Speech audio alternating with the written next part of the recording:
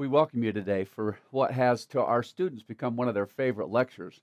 Um, I think it's a kind of a combination of a favorite lecture, while it's also one that some would say is not what you'd expect in a traditional personal finance class. Why would we be talking about America's financial future? I have to tell you, in a very strong way, and in a very positive way, we, I believe, in what I'll refer simply to as a faith-based society have what can become tendencies to think a lot about the end or what may happen in the next few years. And we, unfortunately, are very biased, not just in faith based societies, but as human beings, to messages that would persuade us to think that somehow fear and extreme and obvious negative messages have a greater impact on us than what they really should. And so it kind of helps to put things in perspective, not only from a pattern or from an organizational standpoint, but also you'll hear as we go through this lecture some very specific recommendations of things that I would do. I would look for if I were anticipating and trying to make good decisions based upon what the future may bring. It's not uncommon in most business profiles to recognize that those that can anticipate, those that can see, those that can actually have a vision of what may come in the future, actually are better prepared to make decisions that fit very nicely and fit very prosperously into what we'll perceive as the future. It's kind of fun. The gospel, even as we talk about in Mosiah chapter 8, talks about seers and what a seer is. A seer can anticipate, a seer can see. It says there that a seer is the greatest of all gifts. Why? Because if you can anticipate and you can see, then you can anticipate more wisely.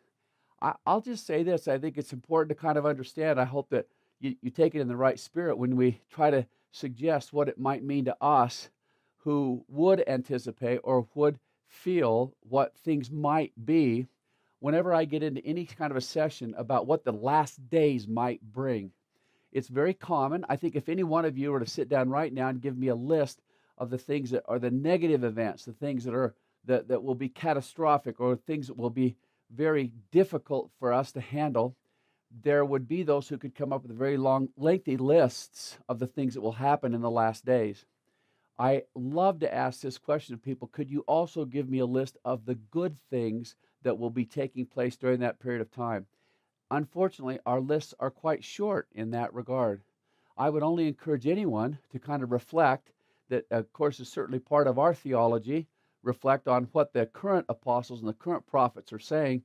And I think you'll be very surprised. We'll share some of those during our workshop today, but I think you'll be very surprised at some of the very positive things that are coming and some of the ways that we could, I hope, with that information, begin to develop a mindset or a motivational base or a thought process that actually accommodates what could become some fairly good things. So as we talk about America's financial future, we have a little fun with it with our graphics, talking about what kind of could be.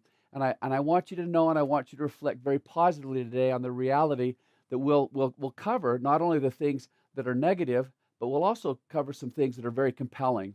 We believe that as we traject ourselves or as we pattern ourselves or prepare ourselves for the future, we are much better aware of events as they take place, and we can capitalize on those. So there's no discussion of the future that ever really has perspective until you talk a little bit about the past. And so what I've done with our students at BYU is to talk quite regularly, and in depth about things that have taken place in the past, because it kind of helps you put in perspective. I'll give you an example here real quickly. These are things that took place prior to 1800, and some of them are kind of fun. The first personal check that was ever written. Here's the last time the federal government was out of debt. I love to ask people that because a lot of people are very concerned about the federal debt, as they well should be. And I asked them, when was the last time the federal government was completely out of debt? It was 1835. You'll know that in the next trivia session you ever have with your friends. But here's one I want to show you because this helps you to put things in perspective. Back in 1720, the London stock market lost 98.5% of its value. Can you imagine what that cataclysmic drop might do for us today? It lost 98% of its value, and it took 100 years to recover. Whew. When you look at that, obviously that would give anybody a heartache or a heart palpitation thinking about ever investing in a stock market. But we'll show you how indeed that can be overcome with what's happened in the American market over time. Wildcat banks, the financial panics, first income tax that was ever collected in America was back in 1861. Debtors' prisons. You remember, it used to be that if you went into debt and you couldn't pay off all your debts, you had to either had to send yourself or one of your slaves to debtor prison to serve out a sentence. We gave those debtor prisons up in 1869. First Dow Jones Industrial in 1884. These are things that took place during the 1900s. So not that long ago for some of us, but for some it was eons ago. Here's some kind of fascinating things that took place then. We had a Ponzi scheme. We're going to talk more about Ponzi schemes in our investment lecture, but Charles Ponzi back in 1921 was first convicted, and that's where the name Ponzi came from, was from the Ponzi scheme. But Black Thursday and the stock market collapse, the Great Depression of the 30s. Minimum wage in 1933, the minimum wage in America was just 33 cents an hour. Just unbelievable. Now, let's talk about inflation. Everybody's very, very concerned about inflation. Look at this inflation back in Hungary in 1946. In 1 month, they had 42 quadrillion% interest in inflation. They, unfortunately, to try to fund things, they just printed too much money. And as the stories sometimes go, they take whole wheelbarrows full of money to just purchase a loaf of bread. Can you imagine living through those?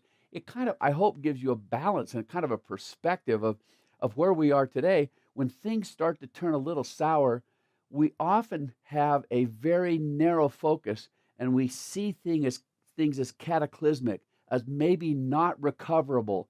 But kind of look at some of these things people have been through before, and it gives you a flavor or a sense that maybe with time and with the vastness of the resources we have and the vastness of the American economy and even the world economy, it's pretty surprising how well we can recover from some of these events. So here, at night, some of the students love this. In 1976, a CEO, that's the chief executive officer of a company, his pay was 36 times the average worker. 36 times, that seems like a lot until you see that by 2008, it had grown to 369 times the average worker. That's those discrepancies or disparities of income that we have today that can be pretty shocking. It was the misery index that Ronald Reagan brought up when he was running against Jimmy Carter for president of the United States. It talked about the misery index being 20.76%. It was a combination of interest rates and unemployment. We've surely never known a misery index that high since then. But then, gold prices, there's the great Trade Center bombing that took place on September 11th, 2001, the Great Recession that we experienced in 2008.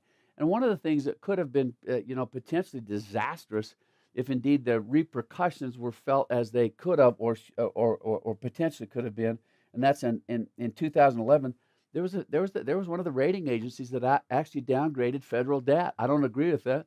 Whenever somebody can print money, it's pretty dang tough to not be able to pay back their debt. But indeed, one of the agencies felt like it was necessary to downgrade the United States debt. So when the federal government goes into debt, they obviously have a credit rating also, and so they, for some reason, felt like that was important to downgrade it. So here we are in 2017 on June the 12th, and we try to reflect, we try to understand, where do we go from here? And so let's just see, as we start this, there'll be lots of things that we cannot predict, we cannot understand, or we hope to get a better understanding of. But what are the things that we might say that we know will take place during the next century? And one of the things that I always, whenever I talk at BYU with my students, one of the first things that comes up is Armageddon, the second coming. That certainly could take place during this next 100 years.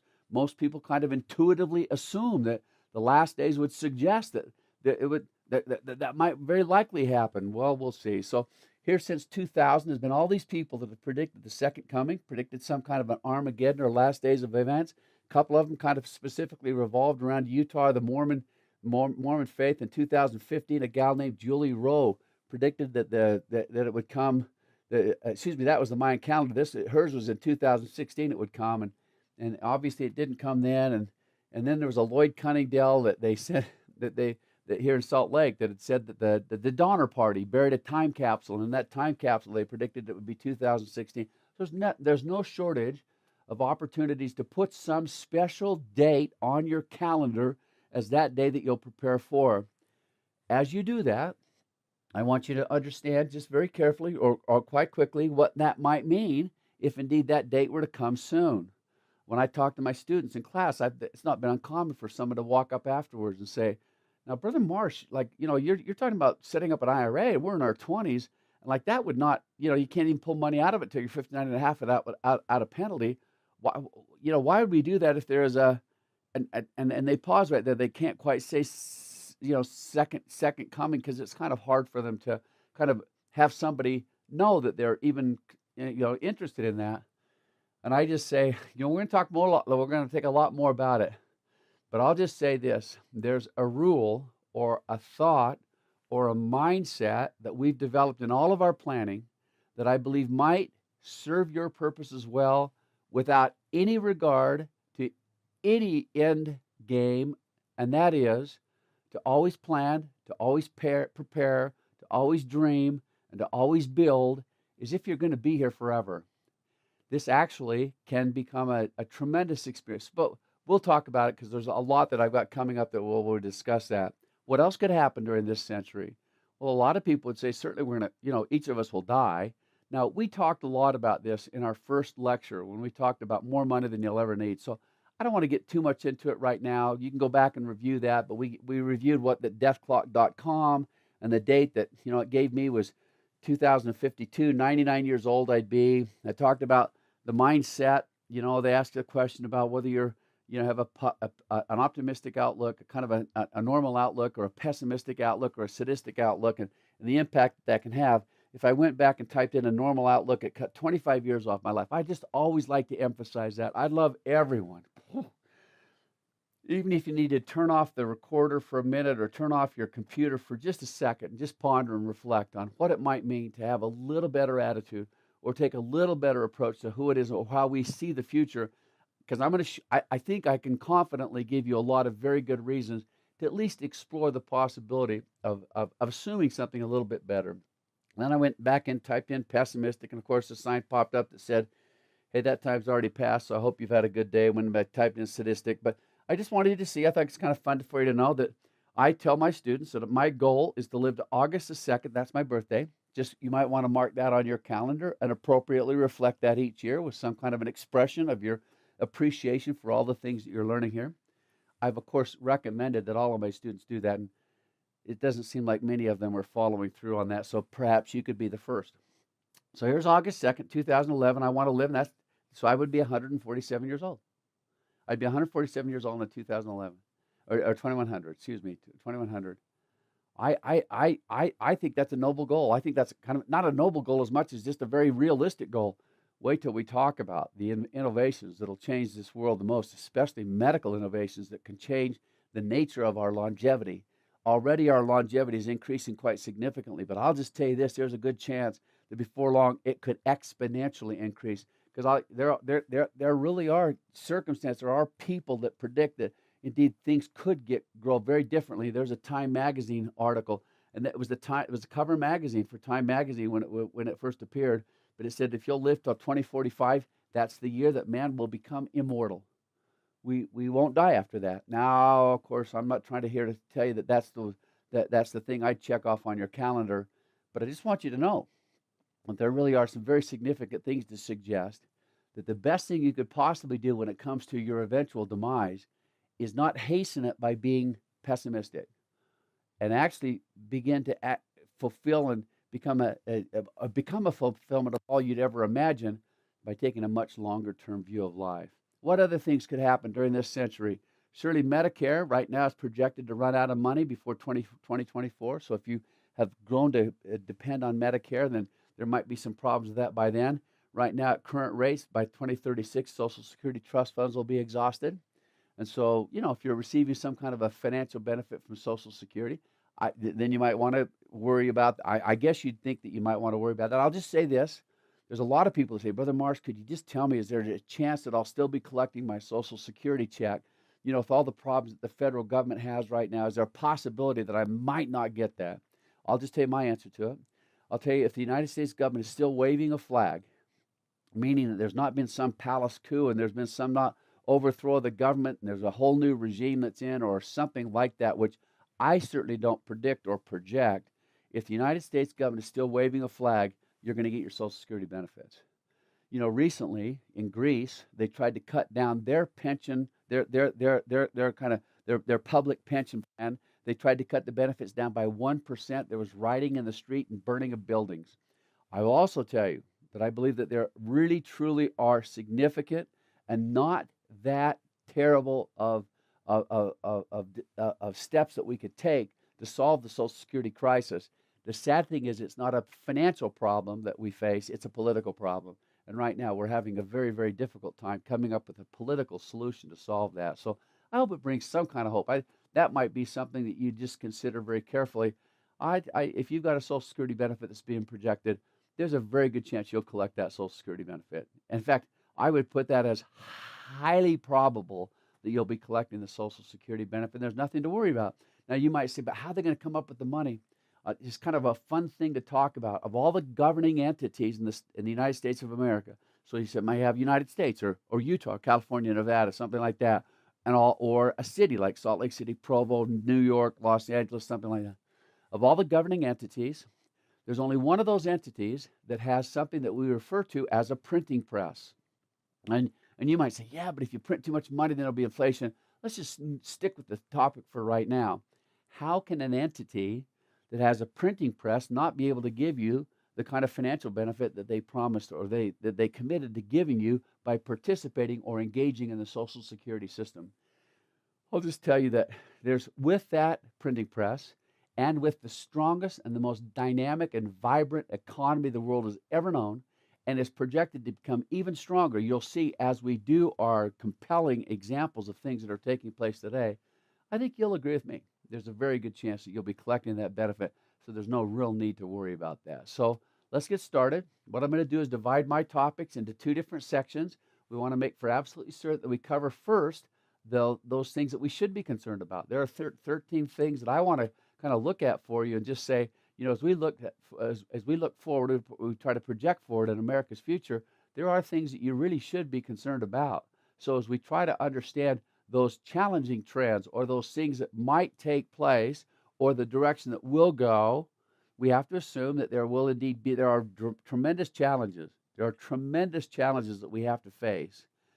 On the other hand, there are some really, really compelling trends that I think you'll be very fascinated to know about. So it's your choice, and you can decide for yourself which path you'll take as it relates to the way you'll plan, the way you'll project, and the way that you'll prepare. I think it might be very helpful. So let's start off with the 13 challenging trends. I don't spend a lot of time talking about them, and the biggest single reason is this. You can turn on the cable news networks on any of the channels, on MSNBC, on Fox News, on CNN, on any of those that give news on an ongoing basis, and within 2 hours, you'll have heard about every single one of these trends in detail. Why? Because we found that the only news that people will watch and listen to is news that is fearful, that is extreme, or that actually promotes something that causes the mind to be frightened. It's very fascinating. Those who've done research would suggest that 80 to 85% of all the reports that you'll get on those channels has something to do that is fearful or that is extreme or is that it is exaggerated. Why? Because when someone tries to set up a cable news network or any kind of a news network that actually gives positive messages, we found that over time people respond very positively when they're first out there because you think in your mind you really want to hear the good news. The sad thing is they never last. People just don't get very excited about them. So I'll quickly point out what they are, not take a lot of time going through the challenging trends, and just invite you to any one of those cable news networks. You can jump on at any point in time and listen in any way you'd like to a continuation or a more pronounced understanding of each of these themes. The first thing I'd like to talk about is just obviously a challenging thing that took place was that Great Recession that we went through back in 2008. It was frightening. I want you to know during the Great Depression, it lasted approximately 10 years. The unemployment reached as much as 25%. The Great Recession, some people don't believe we're through it yet. I would suggest that we are, but some people don't even believe that we're through it yet. There were many who at the bottom of that recession just said this: there's a new norm of endless recession. That's pretty interesting. A new norm of endless recession. Certainly the results since then have not borne that out. But you can see, and these were national commentators of some significance. They just said, you have to understand something. The market's probably not going to go up very much. We're probably going to go through an extended period of recession. There have been examples where other countries, look at Japan. Back in the 1990s, the Japanese stock market crashed, and it's never really regained the complete value that it had prior to that time. And it did kind of stay down flat for a long time. That's why a lot of people started talking about it, kind of a new norm of endless recessions. Fortunately, the stock market has not only recovered, but picked up a great deal since then. So I would suggest that it's probably not quite as bad as what they had suggested. But certainly, anytime you go through something as challenging as that kind of a reversal, and sadly, I say this, I think most people have short memories. If you were alive and you were engaged and mature enough back in 2008 to remember how frightening that was, when massive companies were going bankrupt overnight, when the entire system was kind of thrown into an upheaval. And there were those who really sincerely believed that that was the financial Armageddon, that was the turning point, that was the settling spot that we'd probably never recover from. Just it kind of helps. Just like that stock market in London went down by 98.5%. I showed you how they recovered. Isn't it kind of fun? It should be kind of fun a little bit by now to just think that we've kind of recovered quite well, I think, since then. Sadly, there's a lot of people who just feel like, oh, it's only because we've spent a lot of money, we've done a lot of phony things. But I think those are mainly those that would involve us in conspiracy type theories. And all I know is that right now it seems as if the economy is improving on a relatively gradual slope, not as fast as some would like to see it perform, but the stock market obviously has done very well since that point in time. Real estate values. That was a frightening thing. I want you to know that during the Great Depression, real estate values went down by 25%. During the Great Recession, that's what we came to call this institutionally. We kind of called it the Great Recession in 2008. Real estate values went down by as much as 34%. There was a man who won the Nobel Prize just a few years ago for asset valuation. At the bottom of that market, he actually said this: a 20 to 25% decline in home prices would not surprise me at all. That's when they'd already dropped by 34%. He thought that they could go down by another 10 to 25%. Whew. There were those like Time Magazine that said, rethinking home ownership, why would you ever want to own a home? In that kind of an environment, they just felt like things would stay flat, they'd stay down. There was no significant reason to own a home. I will just tell you that most home values, now not all, but most home markets in America today have either recaptured the value that they had prior to 2008. Some have even gone a little bit higher. Now, the stock market as an investment has performed better since the bottom of 2008. But I want you to reflect and just remember, boy, we thought real estate was in a mess. There were a lot of people who their mortgages, look at how many people their mortgages were actually, the value of their home was worth less than their mortgage. They were underwater. Over 27% of all mortgages in America, almost a third of all people had a mortgage that the balance on the mortgage was worth more than the value on the house. That was a very scary experience. But it's actually worked its way through quite well, and we find ourselves now back at the point where there's a lot of economists who are saying maybe we're headed for another bubble. Won't predict that for right now, but I'll just tell you this, at least at the time it was a very frightening thing. It seems to have since then improved enough that we can kind of take a deep breath and say, well, it does seem like that had a tendency to do quite well. Here's something that's not improved well: healthcare costs in America. The Affordable Care Act was projected by those who created or enacted that legislation that it would significantly decrease healthcare costs. I think the President of the United States at the time predicted that the average family would be spending $2,500 less per year in healthcare costs. Obviously, that's blown off the chart. This is one that truly still remains as a very significant problem in this country. I'd give you some of these numbers and statistics, but it's probably nothing more than needs to be said than just healthcare costs are very frightening, and it's something that there's got to be some kind of an answer found to it before long, or obviously things could turn quite wrong for us.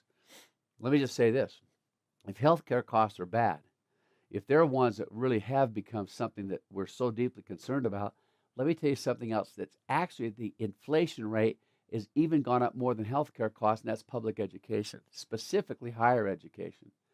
boy, what's happening in public education in our country? Just just kind of just simply reflect for a second.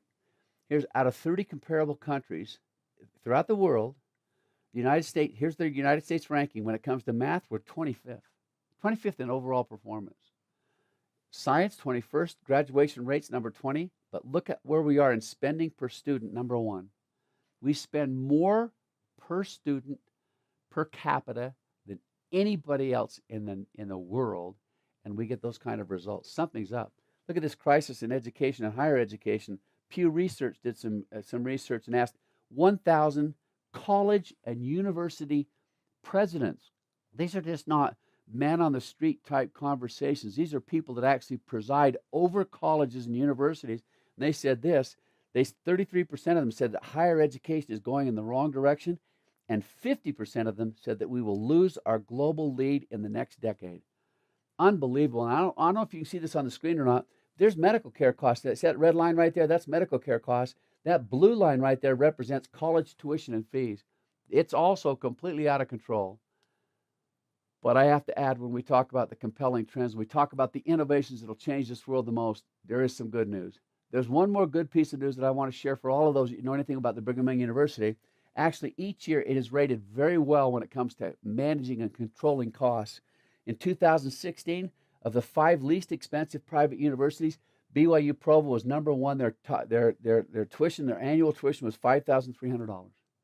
Remarkable, especially when you consider that number 2 on the list as a private university was what they call the Rust College, and theirs was $9,500, nearly twice as much as what's charged at BYU. So it obviously is a very good, a very excellent quality when it comes to an excellent value when it comes to the education. There's also been something announced by the church, and we'll talk about it when we come to the compelling trends, but that's just pathways of education that will make it so people throughout the world can receive very high quality education at a very reasonable price. And there's a lot of things taking place in education today, especially higher education, and we'll talk about them once we get there. You'll see what I mean by I really do believe we've got some excellent opportunities on the horizon to change the nature of the way or the direction that higher education is going in our country. Next thing we'll talk about is energy dependence. Think about it. Whew. Energy, energy, energy. We, with our students, at the bottom of the recession, I remember back in 2008, when things were very bad, gas prices were as high as they were, and it seemed like as out of control as they were. We quoted all these presidents who, during their administration, Richard Nixon right through Bill Clinton, who predicted that our dependence on foreign oil would finally go away. They actually gave dates that it would go away. Instead of going away, look at this chart. That's how much oil we import, so bring in from other countries. This is how much we export. You can see by even 2010, there was a very significant difference in the imports and the exports. I'm going to kind of tease you a little bit. When we get to the compelling trends, we're going to show you how actually there are those who believe that within the next 3 to 4 years, we will turn that and we'll actually export more oil than we import. When you know how critical energy is to the entire world, to know how important it is to not be relying on your energy from countries that hate you and would do anything they can to see you gone, it's kind of helpful to know that we don't have to get involved. We don't have to have those kind of things taking place as it relates to the energy that we consume. Let's start dealing with this now on what might to most people be a little bit more personal level when it comes to finance and how it impacts you in the future. When I first started teaching at Church Education System, CES, that's what they do for seminary and institute teachers, they just described to you that whenever someone retires, they would always tell them that there's a stool that will be dependent, that they'll rely on for their retirement. And there's 3 legs of that stool. What are those legs? You probably can get them yourself quite easily. You're going to be receiving some Social Security income. That's one leg of the stool. At the church, they had a master retirement plan that made it so that was obviously a leg of the stool that said a company, this is what we call a pension benefit at a company, says if you work for us for a certain period of time, we'll pay you X amount of money each month for the rest of your life. The third, of course, was income that they could pull or distributions that they could pull out of any 401k money that they acquired by that time, by the time they retired. We've got some others that we'll show you later, but for right now, just know how are those retirement options performing in America today? Sadly, pension plans in 1980, 82% of all Fortune 500 companies provided pension plans for their employees. By 2011, that had gone down to 17%, and current estimates are that they're about 13%. Most companies have abandoned pension plans because they're simply too risky for companies to continue to provide.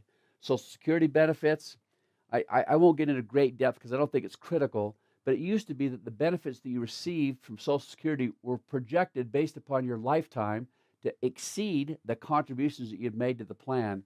We crossed that plateau back on August of 2012. Now the benefits that you'll receive are projected to be less based upon life expectancies, although they don't know anything about life expectancies as you and I know them after taking this class. They say based on life expectancies, you'll actually receive less than the contributions that you put into the plan. 401k contributions, how are we doing with those? As a percentage of income, they've never been lower among Americans today. There's, for some reason, people are either discouraged, they're seeking faster options. Whatever it is, we'll talk a lot more about when we talk about our investments. But for right now, those benefits that people in the past depended so critically on are benefits that are now just not being made available to them because they're either not doing what they should do with them, or companies are cutting back significantly on the kind of benefits that they're providing. The federal government, long time ago, back in the Depression, started what we'll refer to as entitlement programs, where they just said this: there's just certain things that an individual who's contributed to the Social Security system in our country or whatever, they should have the right to have certain benefits paid to them, especially during their retirement. I won't get into it much, but just see if you can catch this concept. A lot of times you'll hear them talk about how the federal government is currently about $20 trillion in debt. It's real close. It should come probably this year. The federal government will actually reach the point where they're $20 trillion in debt. But that's debt that has already been incurred. We've actually obligated, they've incurred that debt. They've actually signed the documents and made it so that someone has loaned them money and made it so that they could fund whatever benefits were necessary or whatever government programs were necessary in that time. Now let's talk about what we call unfunded liabilities. So that's a funded, that's things that we've already incurred that debt. Let's talk about unfunded liabilities. What this does is this: it takes all those entitlement programs and it says, based on the expenses that we believe that we'll be incurring in the future, how many of those benefits are not currently accounted for when we project with our taxes and any other kind of revenue for the federal government? What other debt will we have to incur in the future to pay for those services? Remember, federal deficit as we know it today already incurred the debt. Unfunded liabilities, this is additional debt that will have to be incurred unless we find additional tax revenues or other kind of revenues. Look, Social Security has another $16 trillion, prescription drug benefits, another $22 trillion, Medicare, another $27 trillion. The total unfunded liabilities in America today are $106 trillion. So add to the already incurred debt of $20 trillion, $106 trillion, and you come up with a pretty spectacular number. But the way it brings it home to us most personally is by me just telling you this: if this continues on and we do not find any other way to fund those sources, it is projected that actually the liability that's being incurred, that will have to be incurred per taxpayer for these unfunded liabilities, is $885,000 per taxpayer. Now that seems like a pretty difficult, and I'm not trying to minimize the impact that could have if these programs, if there's not some resolution for them. We know right now we certainly don't have a political solution for them because no one's willing to deal with them. Somehow we hope that we'll find some kind of a financial solution, but that's one that when we talk about the things that are truly challenging trends in this country, that's one that we have to talk about with some enthusiasm, and there is no obvious solution for it. Our federal budget, now remember, these are the things where we've already incurred the debt. So the federal budget deficit, and I could go into this, but there's not any time that's necessary on most anyone's part to know just how devastating it is to have currently a federal debt nearing $20 trillion. And if we took that and divided it by the income that we have in America, so income each year. Now, let me explain that just a little bit. When you go to the bank and you want to borrow money, what's the most important thing you can show the banker? That you make income, because the banker wants to make sure that with the income that you're generating each year, you can make your payments. What is America's income? Some people have referred to America's income as being our gross domestic product. The gross domestic product of the United States government is the sum total of all goods and services that are produced each year in America. So, of all the goods and all the services that we produce, what are they worth? Just this year, that amount was $17 trillion. Can you see how our debt is higher than our ongoing income? That's not good. And so that's once again, that's a place that I'm going to suggest that is a challenging trend, and it's very real, and we've got to do something about it. And we've talked very enthusiastically about how life expectancies are going to increase. In fact, sometimes exponentially. Well, actually, as those life expectancies increase, what also goes with that is something that we refer to as aging parents. Many of you have had a situation where you've cared for an aging parent. I'll just tell you the statistics, the numbers of what takes place. Strongly convinced they'll retire in comfort. Only 11% of all people in America are strongly convinced they'll retire in comfort. Have a parent that they are currently providing. Look at this. Of all Americans, adult Americans today, 41% of them have a living parent that they're providing some kind of a care for. I'm not going to go through every single one of these. Boy, there's some. It's projected based upon the kind of care that you'd have to give to a parent that it could end up costing you over $659,000 out of your own personal resources in order to provide that care on a long-term basis. Here's the one that I find great hope in. So this is a problem. There's no doubt this is a problem. And we've got to solve it in some kind of a realistic way. It is a definite threat to our economy to have that kind of expense that's being incurred on an ongoing basis. Here's one that I find great hope in. When they ask those that are providing that care, is it a great responsibility to you? What kind of a burden has that placed on you? 89% of all people that respond to that survey will say the responsibility is only a minor or no sacrifice at all. I like that. I think that's a kind of an important reflection on the values that Americans have today when it comes to caring for those parents.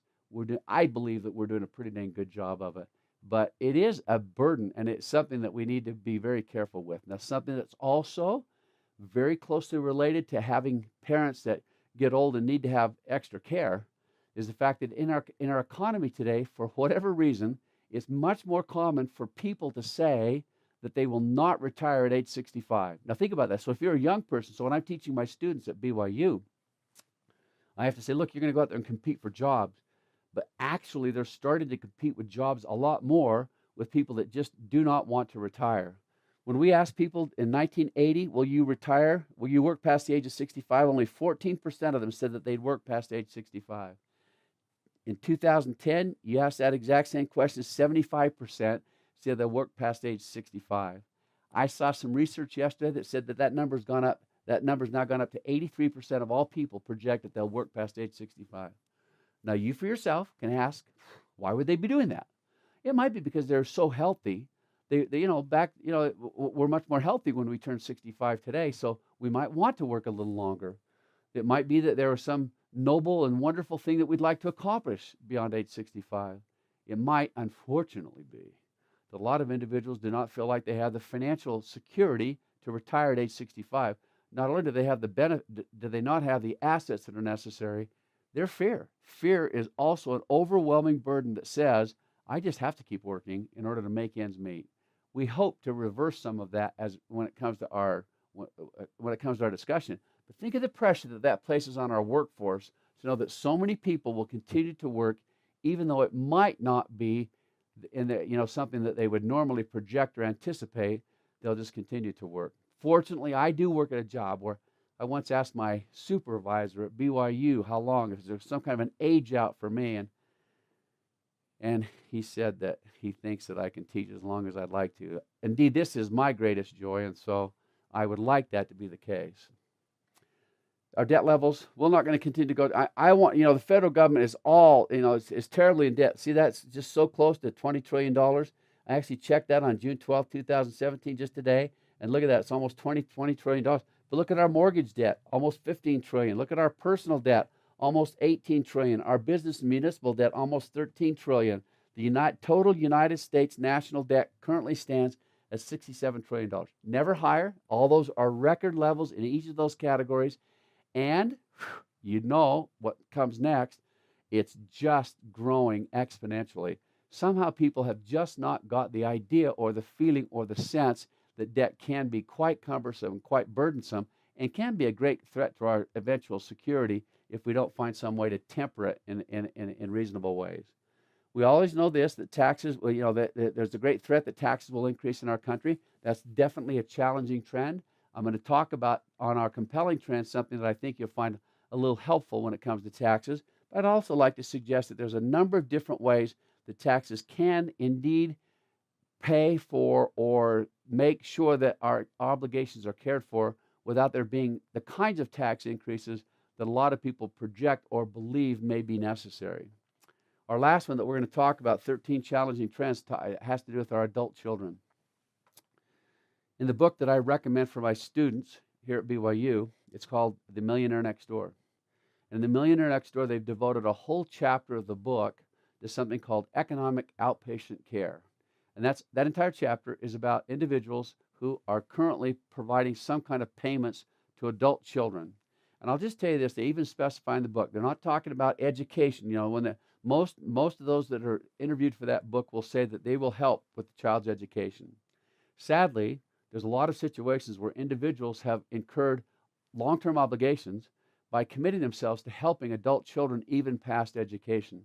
Whenever I've come, I cannot tell you how many people I've had here in my office who, in tears, reflect on what's going on to them personally, and what it all, in many instances, comes back down to is some kind of a commitment, some kind of an obligation, or an obligation that they believe that they've incurred with their children to provide them some kind of a benefit on a long-term basis, and they're not able to provide those resources as easily as they one time thought that they could or that they should.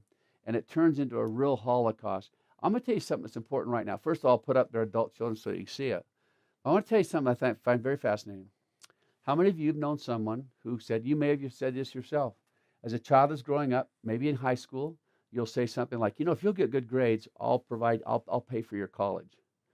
And that's a good and noble thing. What happens once that child finally gets to college and they've actually got the good grades, but the parents' financial situation is not what they anticipated it should be, and the burden of paying those expenses for their children is much greater than they had anticipated? Are they still obligated to make those payments? I'm going to give you a very interesting statistic I think you'll appreciate.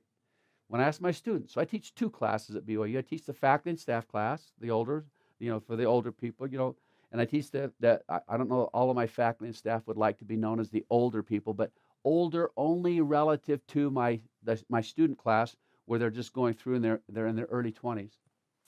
So if I ask my faculty and staff class that question, I say, okay, you made that commitment. You said you'd pay for it if they got good grades, but now your financial situation makes it so that it's a real stress. In fact, it creates pressures that could be very negative for you. Are you still obligated to pay for that? I want you to know that 85% of all individuals that take my class, when I've taken this little research, 85% of them say, yes, you're still obligated.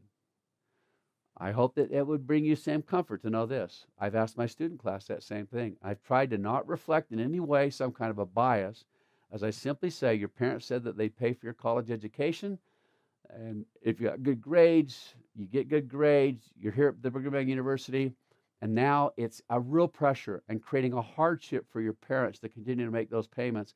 Are they still obligated? Only 15% of the students say they're still obligated. It's fascinating to find out where that sense of obligation is coming from. It behooves everyone to kind of reconsider. I'll just give you a real quick tip. With all of my sons, I said this. I am one. I'm just going to tell you, I love to help my children with their higher education. And so I just said, I just said it a little different way. I said, it's your mother's and I objective to pay or to contribute significantly to your higher education. And we would like to do that. And if when the time comes, we can actually do what we committed to do, then we will make those payments.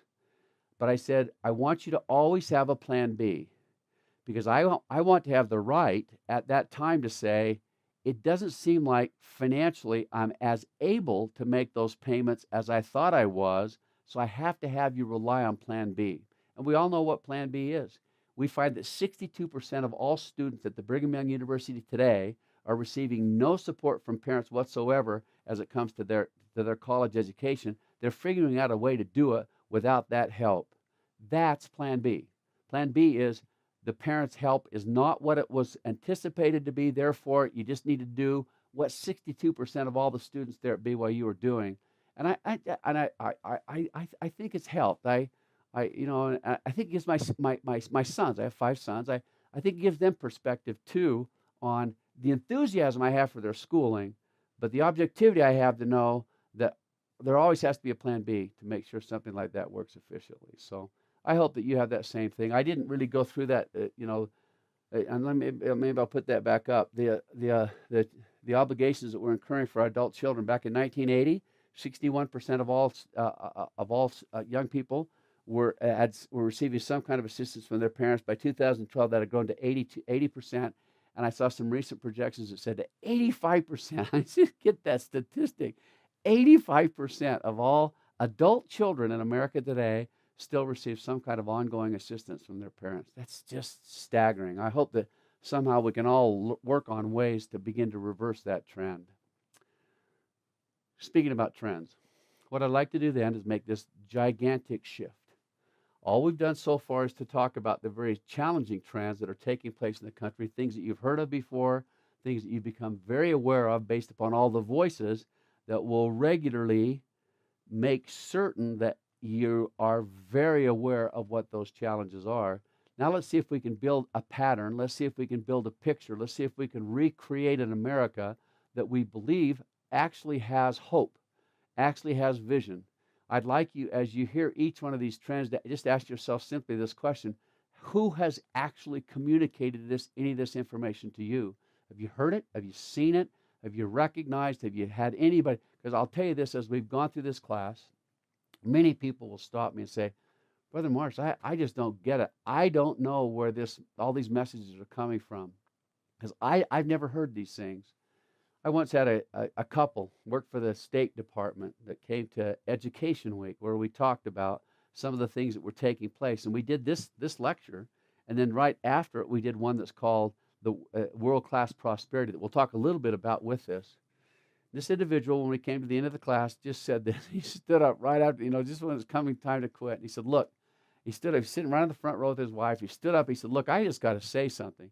He said, we just flew in here yesterday, and the first class we attended this morning was on the Second Coming and all the events and all the catastrophic problems that are happening in our society today that are turning things so negatively.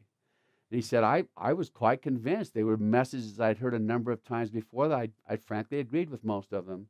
He said, then we came over to this class and started to talk, and we find a very kind of a different message about some of the very positive things that are taking place, not only in our country, but throughout the world. I'm going to show you a video that summarizes that.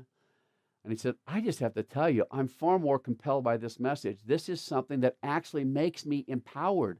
I feel like I can have a meaningful purpose in not only my own life and the life of my wife and family, but also others around me when I think of things this way. So I would hope that you just for yourself, just take a breath and just see if somehow some of these trends that we're going to talk about might have some kind of an impact also on the way you think or the way you act. What I've got, I apologize, I was going to do that again, but what I've got is a tape that was given by a man that I dearly love. He's a wonderful man, Hans Rosling. Hans Rosling was a man that he just loves statistics. He loves numbers. He's just one of those very euphemistic kind of, very positive, very kind of, help you to understand and to visualize things. He talks about how important it is to not only just tell people numbers, but to give them some kind of have a visual impact on the way you communicate very important messages. Hans Rosling created a video that I once saw that I was just so taken by. In fact, I saw it one time the night before Education Week, and you should have seen how I scrambled to come up with a copy of that to show the students the next day. I'd like to show it to you. It takes probably a couple of minutes. You'll see that this is the opportunity for an individual who has just brilliantly learned how to put on a screen a very simple message, but I'm going to kind of prepare you for it before you see it. What he's done is this. He's tried to see what's happened in the world since the year 1800. And so he's just saying, since 1800, how has the world progressed over 200 years? Are we doing better with our prosperity? Are we doing worse? And we talk a lot about people that are buried in poverty. How is poverty done in America? I've seen, or excuse me, throughout the world. I've seen him in some of his lectures actually ask people beforehand, what's happened to poverty? Has it doubled in the last 200 years? At the people that are they're literally cited as being poverty in poverty, has it stayed about the same, or is it cut in half? And always people reflect and say, no, it's doubled, or maybe it stayed the same. Very rarely do they ever say, well, it's been cut back. I want you to watch this. He's going to give an x-axis and a y-axis. He's going to talk about income, and he's going to talk about longevity. So income and longevity, we call that health and wealth. You know, wealth, the income and the health of the nations of the world. He's going to show you what's taken place over 200 years. I believe you'll find it very fascinating. I want you to watch carefully. Then once it's done, then we'll summarize what kinds of things I wanted to make sure that you saw during it. So here we go. First, an axis for health, life expectancy, from 25 years to 75 years. And down here, an axis for wealth, income per person, $400,000, $4,000, and $40,000. So down here is poor and sick, and up here is rich and healthy. Now, I'm going to show you the world 200 years ago, in 1810. Here come all the countries. Europe brown, Asia red, Middle East green, Africa south of Sahara blue, and the Americas yellow. And the size of the country bubbles show the size of the population. And in 1810, it was pretty crowded down there, wasn't it? All countries were sick and poor. Life expectancy were below 40 in all countries. And only UK and the Netherlands were slightly better off, but not much. And now, why start the world? The Industrial Revolution makes countries in Europe and elsewhere move away from the rest. But the colonized countries in Asia and Africa, they are stuck down there. And eventually, the Western countries get healthier and healthier. And now we slow down to show the impact of the First World War and the Spanish flu epidemic. What a catastrophe! And now I speed up through the 1920s and the 1930s. And in spite of the Great Depression, Western countries forge on towards greater wealth and health. Japan and some others try to follow, but most countries stay down here. Now, after the tragedies of the Second World War, we stop a bit to look at the world in 1948. 1948 was a great year. The war was over, Sweden topped the medal table at the Winter Olympics, and I was born. But the differences between the countries of the world was wider than ever. United States was in the front, Japan was catching up. Brazil was way behind, Iran was getting a little richer from oil, but still had short lives. And the Asian giants, China, India, Pakistan, Bangladesh, and Indonesia, they were still poor and sick down here. But look what is about to happen. Here we go again. In my lifetime, former colonies gained independence, and then finally they started to get healthier and healthier and healthier. And in the 1970s, then countries in Asia and Latin America started to catch up with the Western countries. They became the emerging economies. Some in Africa follows. Some Africans were stuck in civil war and others hit by HIV. And now we can see the world today in the most up-to-date statistics.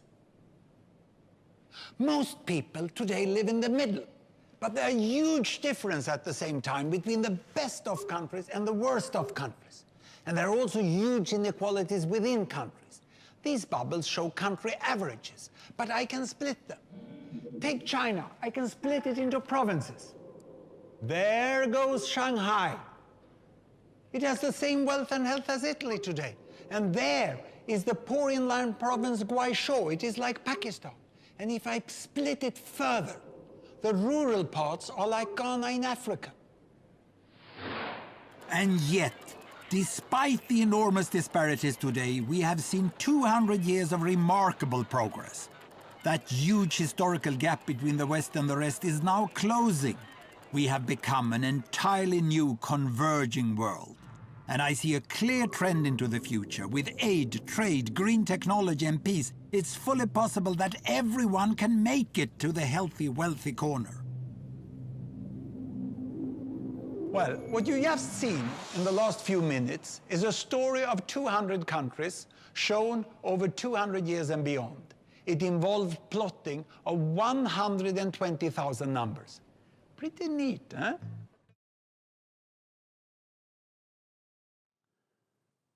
Did you capture the significance of that? I want to go back and I want to reflect on a couple of main things that I wanted to hopefully have you see. The first is this.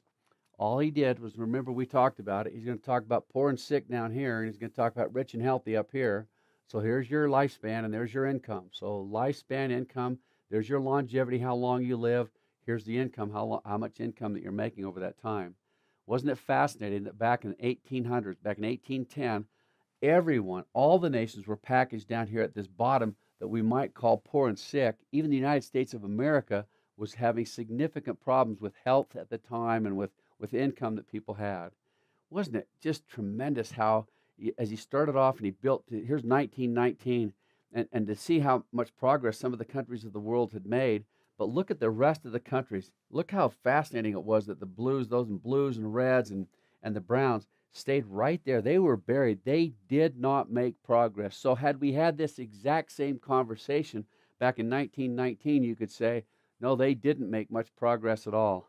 But then look what took place by 1948. Things started to move, and things started to get, it started to expand so much more. I still think it's very helpful to note, though, where were all those countries, the red, blue, and the browns? They were still buried at the bottom of that chart, even up through 1948. Whew. Now, some of you feel like 1948 was 300 years ago.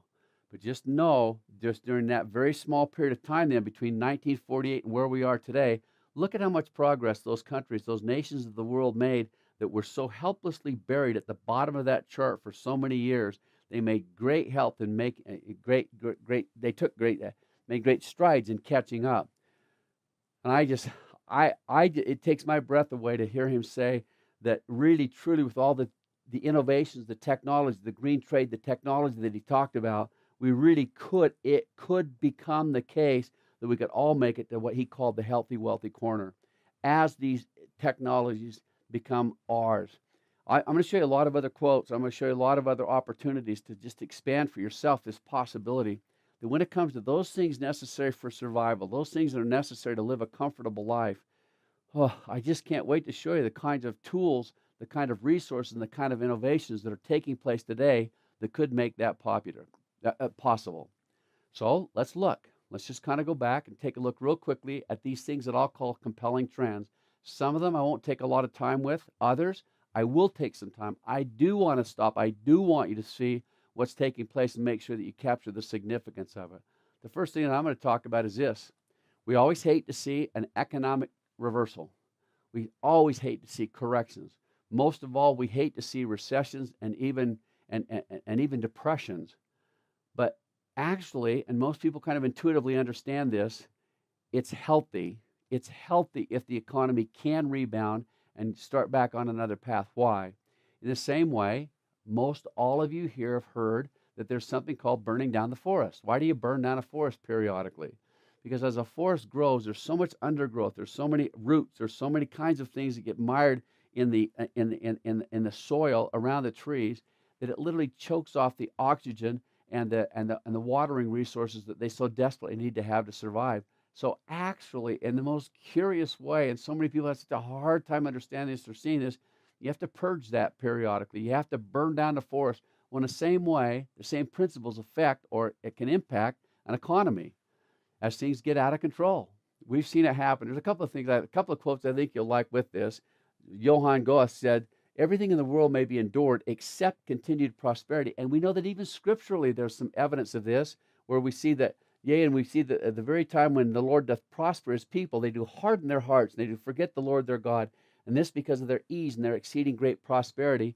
So Helaman 12 just kind of gives this cycle, the cycle of prosperity that we talk about.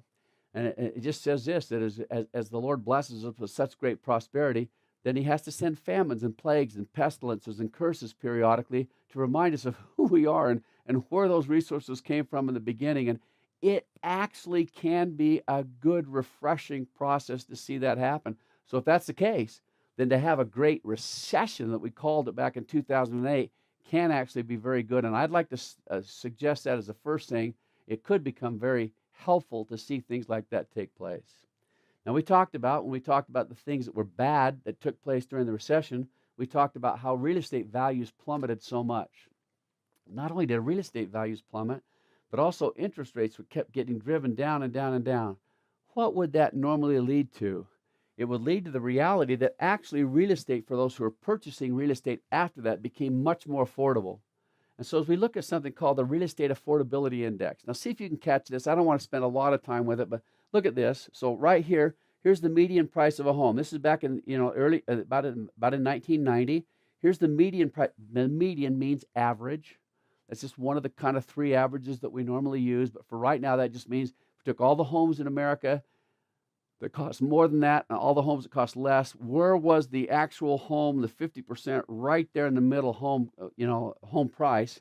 If this is your median home price, and then we took the median or the average income of Americans at that point. Now think about this. See if you can see this. If that's the average home price and that's the average annual income of the family, then real estate at that point would be very what? Unaffordable. What took place after the Great Recession? Look at this. There's that price of the home. There's the average or median price of the home, and there's the average income in America, which suggests to us that the ability for Americans to go out and buy homes was much more reasonable. They could actually afford the home. Now, I will tell you, this was taken back in about 2010 right here. Since that point in time, that gap has closed significantly, but it's still, the Real Estate Affordability Index makes it so that the average income is actually higher than the average cost of a home today. And a lot of that's come because the interest rates have stayed down so low. And you've seen the rebound of real estate in this country. It's not like it just shot back up in value. A lot of places it's taken quite a lot of time for that price to return. So we hope that there's been some kind of normalcy established or more normalcy established in the way we pay for homes. But the nice thing is that ultimately the real estate is much more affordable today than it was prior to that recession. Next thing I want to talk about is this. So nothing but real estate. That's good. How about corporations? How have they done? How have they fared during that period of time? I want to take you back, and let's assume that we sat in a corporate board of directors meeting in 2005, 3 years before that Great Recession, and somebody brought up the fact they could project forward and they can say, we're going to have the most significant negative economic reversal in this country's history, or at least during our lifetime. Since the Great Depression, we will go through the most significant financial reversal since the Great Depression.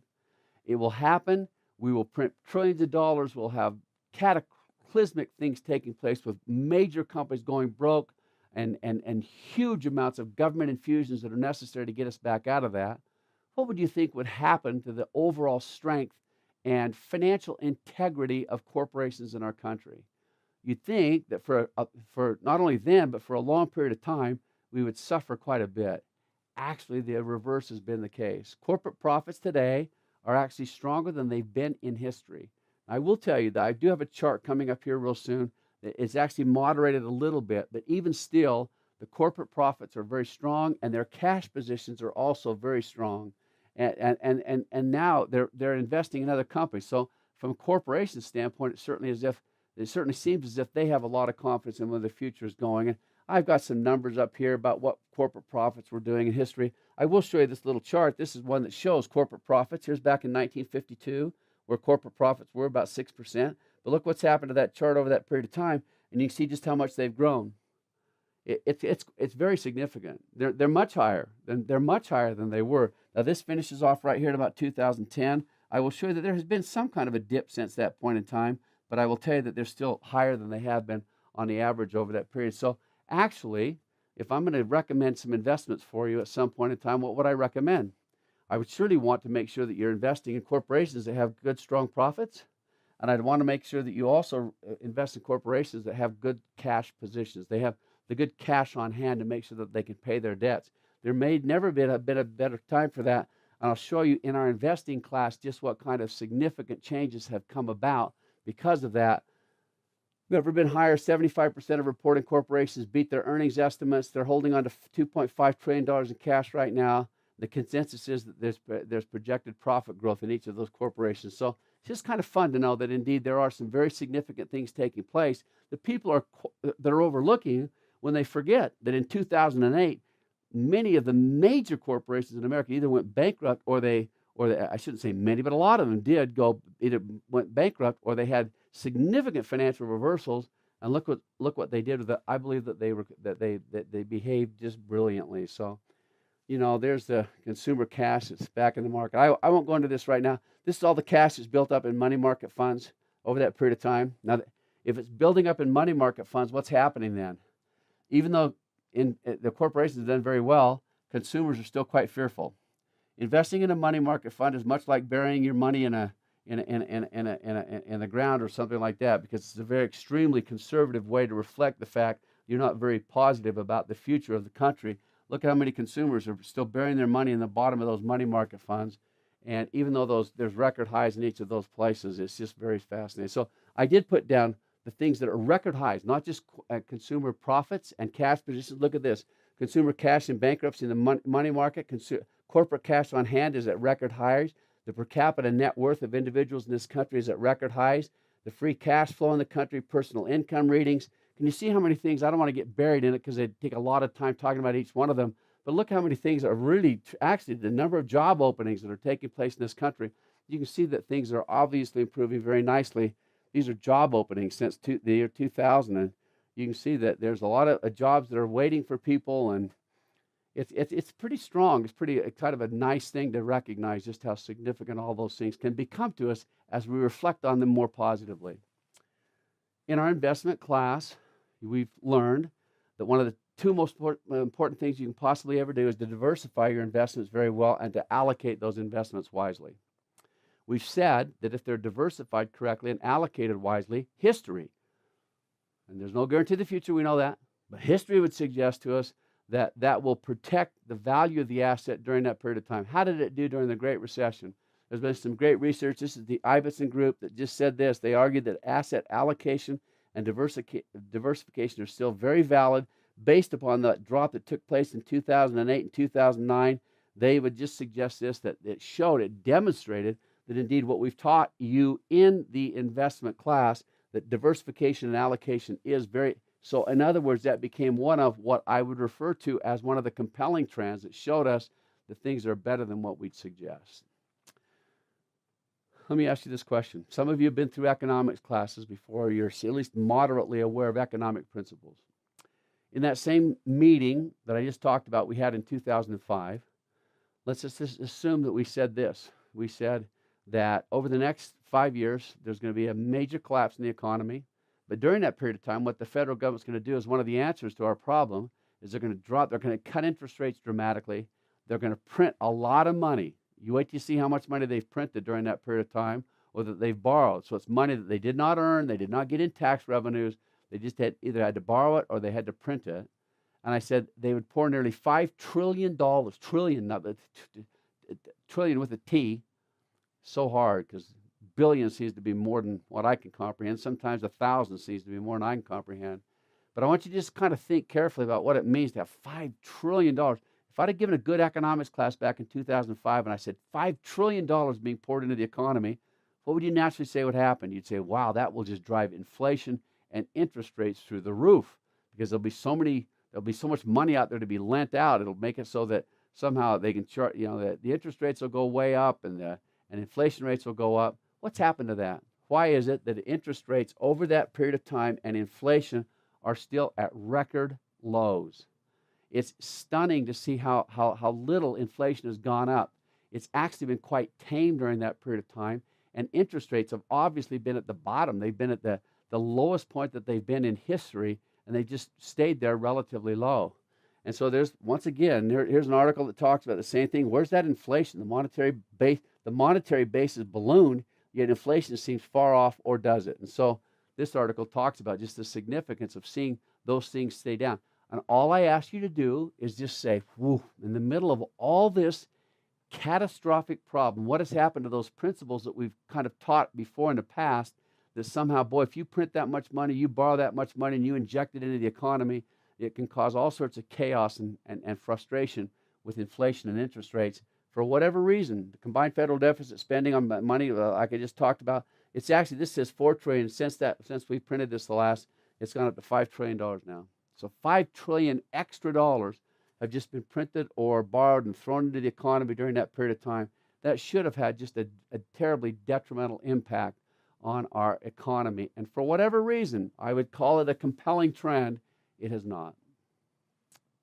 The next section really talks a lot about innovations. We'll talk so much more about it in another class when we talk about the 10 innovations that will change your life the most in the next 10 years. We talk about the 10 medical innovations. We've talked about the 10 technological innovations, the 10 energy innovations. We actually talked about, we had the students over the last 2 semesters create the 10 innovations that will change the church the most and allow the church to change the world the most in the next 10 years. It has been very fascinating to see what the students have come up with, and I'll offer that to you as a very fascinating part of this concept of what's taking place in innovations today. I just have to tell you, the greatest minds that look at this and try to sort through it have just said that, linearly, if I took a linear projection of, like in a computer, how often does memory double? How often does RAM speed double? How often does, it could just almost be charted on a linear chart. Linear meaning just very steady, very obvious, very systematic growth. What's happened with most that really do try to understand what's taking place in the world today, they say that chart has just changed. And in many cases, they're just exponential. Exponential in the sense that we can't explain it, we can't describe it, we can't keep track of it. Oftentimes, before we even deliver it to you, what's taking place, what we say has already become part of the past.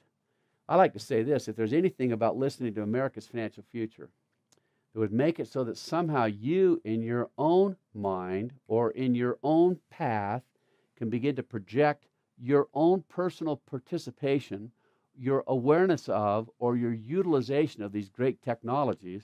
This would be the one part of our lecture that would be worth all the time that we take. I just hope you sense what it means to understand that this is the age of miracles. Can't wait to talk more about that later. This is the age where we should be watching and just amazed at all the things that are taking place. It is so fascinating to see how lives are being changed, how entire societies are being aided in very significant ways. Wouldn't it be cool? Wouldn't it just be beyond our imagination to just experience for a second this moment when we can see just the kind of things that can significantly change during our lifetime. I always like to say that today's miracle. So if you saw something today that was beyond your imagination, was beyond your ability to describe or to communicate or to somehow factor into your own personal life, if you saw something you could not comprehend or understand, that miracle becomes tomorrow's reality. I'm going to give you an example of that. How many of you could imagine if I'd have had a class like this in 1990, not that long ago, and I'd said something like the internet, and I'd have talked about what can take place on a computer, what kind of things you could download, what kind of access to information you could have, what kind of revolutionary changes that it could create in the world to have access to that tool. I know you, like me, would have just said, it's beyond my imagination, certainly not something that I could ever comprehend, certainly not something that's ever part of my path, because I can't even fathom it, much less help to create what took place. As that did, now come on, for those of you who are there, the first time you ever got on the internet and just clicked that button and watched that screen change and watched information pop up before you in such a dramatic way. It was. I remember sitting there in that chair and just relishing the moment to think that something like that could be possible. Today, when I'm on the internet, all I'm doing is tapping my toe, wondering why it can't go faster. It's just it's a bygone conclusion. If you were born in the last 20 years, you don't even think of it as a miracle. You think of it as just Like you and I used to think about telephones when a telephone would make it so that you could communicate with anyone in the world. Wouldn't it be fun, some of these technologies that we'll talk about, to imagine what they'll be as they're assimilated, as they're made possible in behalf of other people? It would be way beyond the scope of this class to take too much time during it. So I'm going to kind of plow through them in a little bit of a kind of a quick way. The first thing we'll talk about those innovations that will take place in medicine.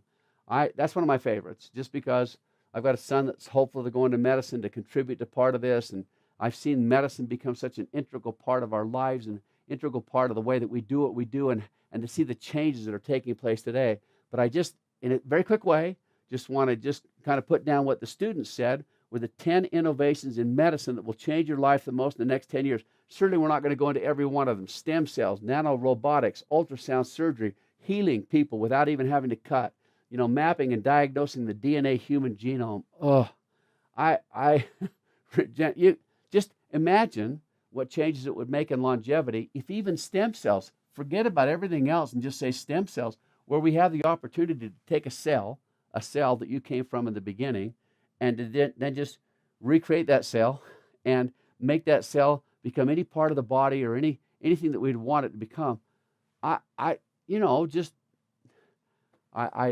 just one of the most fascinating things we have on scottmarsh.com that we've talked a lot about before.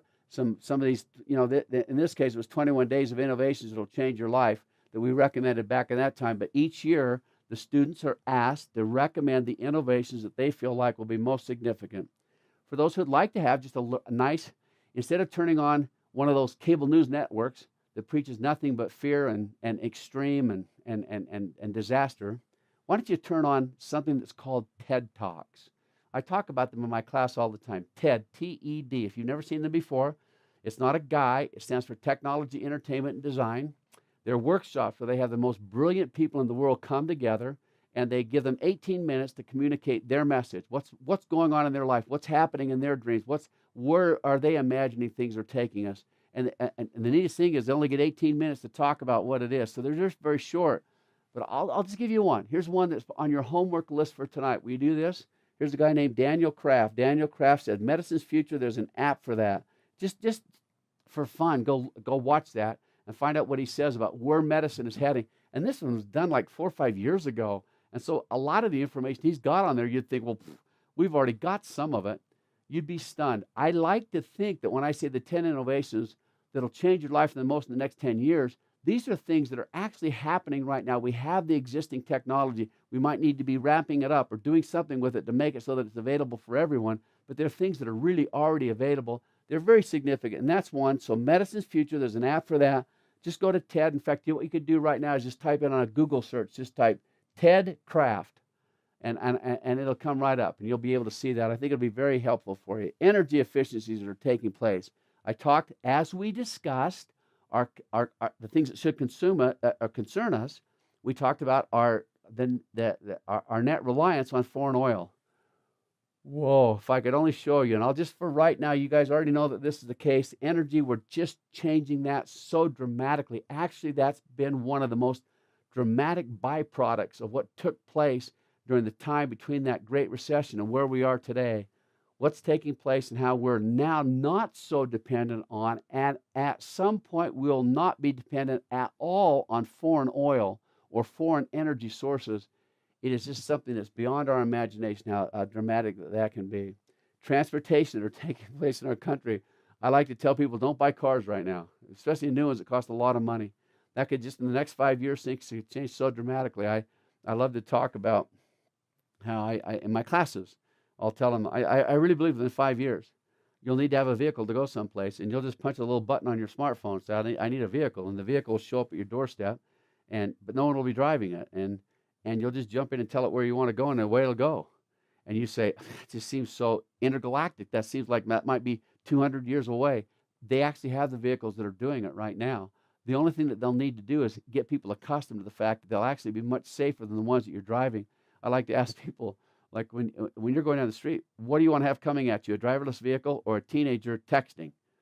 It's just, and that's one of the things that will hasten the need for this, is just the reliance that we have on our electronic devices. And when you're going down the street and your phone goes off or your watch vibrates or something like that, how it just distracts you for that little second of time. Oh, I can't wait till they come out. These are driverless vehicles that are actually being made today, and transportation. We obviously don't have a ton of time to talk about it, so for right now, we'll go through education and things that are taking place today. With my students in class, I talk about the types of education and the different levels of education that we are going through. There's a great book written by Clayton Christensen and Henry Eyring Jr. that is now the president of BYU Idaho, on what they call the Innovative University. I just cannot begin to tell you how strongly I feel this. And some people say, but Brother Morris, aren't you talking yourself out of a job? And I say, yes, I am.